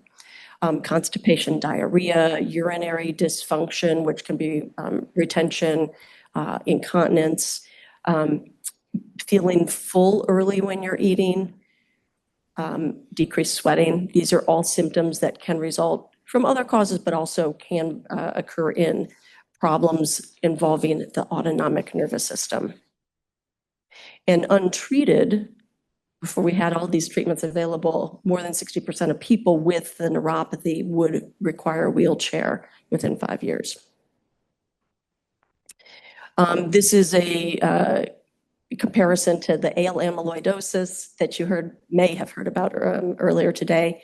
If we see somebody where we're considering the type of amyloid they have, if they have the far right column is the ATTR. If they have carpal tunnel syndrome on both hands, they have maybe spinal stenosis, tendon ruptures. Those are things that are not typically seen in the AL amyloidosis, and that would point toward the TTRV.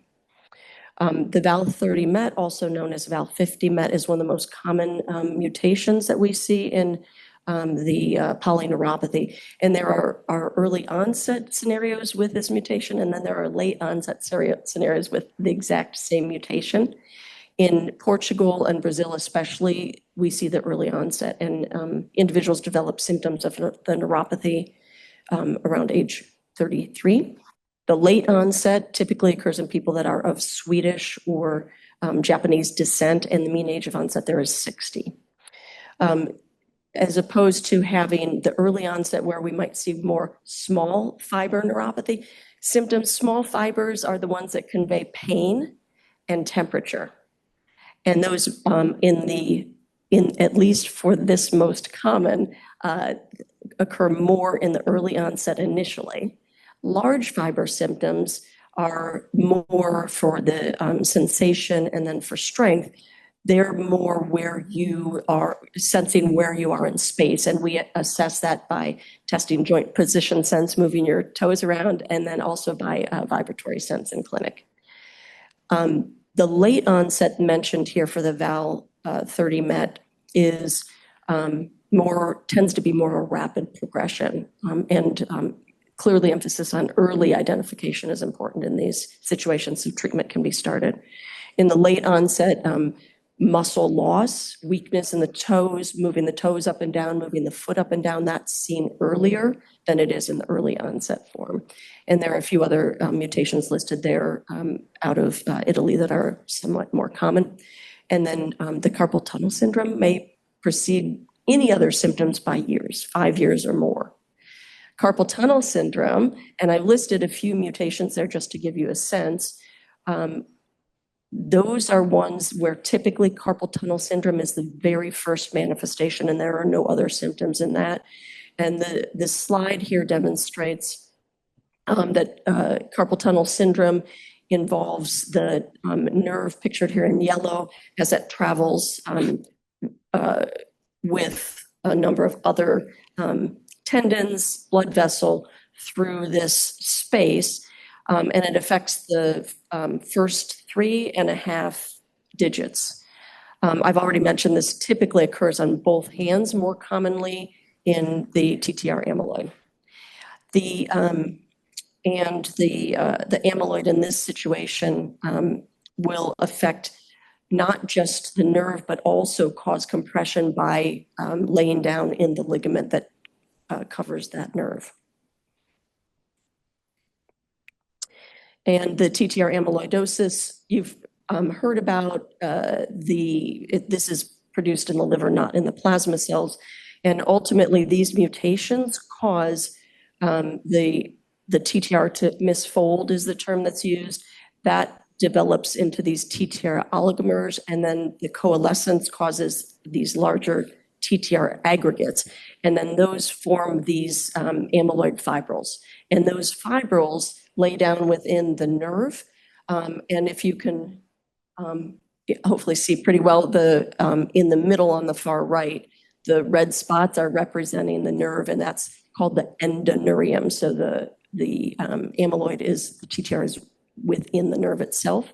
It also can affect the connective tissue and the basement membranes around the nerves and cause fusion of the nerves and other tissue there. In evaluation for the TTR amyloid, it's vital to do a neurological examination. That's where we will pick up neuropathy. Symptoms are important, but sometimes we find it before somebody's aware of their symptoms. Nerve conduction study I mentioned, and there's been discussion about tissue samples. It's important to identify a organ system. I'm obviously talking about the nerves that is involved in order to do a biopsy to confirm that the TTR amyloid is in the target tissue. And for the neuropathy, the fat pad aspirate, taking a sample from the abdomen, the tissue under the skin over the abdomen, may have up to 70% sensitivity. The skin, by doing skin biopsies, particularly if it's an area that is involved, may be up to 80% or more. And if the GI tract is involved, that is greater than 80% sensitive. The nerve that we biopsy is the sural nerve that's located in the leg in the back of the calf.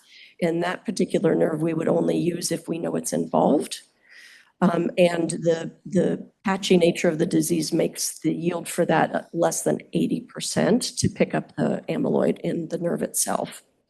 And I've already mentioned genetic testing. Greater than 99% of the mutations are identified this way. And that can be a saliva sample, a swab of the mucosa in the mouth, or a blood sample. And management for neuropathy involves supportive bracing. So in individuals that have foot drop, difficulty picking the foot up at the ankle, splints are available. There are many different types. And the wrist splint can be used for carpal tunnel if it's mild, but surgical decompression is very effective for the carpal tunnel as well. People should be aware if they have areas of numbness that they should assess any damage and be careful, typically making sure you're having shoes on most of the time to keep your feet safe. And then there are medications very well covered by Dr. Chang. I will mention that pain can come up in TTR amyloidosis. Neuropathic pain is typically shooting pain, burning, tingling may be very uncomfortable. And the medications like the gabapentinoids, gabapentin, pregabalin, and then also SNRIs, those are serotonin or norepinephrine reuptake inhibitors like duloxetine and venlafaxine. And those have been shown to reduce the pain of neuropathy by about 50%. And then topical agents will avoid the systemic effects. Capsaicin is over the counter. That's cayenne.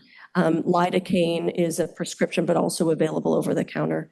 And then compounding pharmacies, these are typically not covered by insurance, but there are compounds that can be used topically to see if we can reduce pain with those. Orthostatic hypotension is when the autonomic nervous system is involved. People stand up, their blood pressure drops. Ways that we treat that are high compression hose up to the thigh, and then increasing fluids. And in those that don't have congestive heart failure, increasing salt intake. With early satiety, that means slow gut motility. There are medications that can help with that.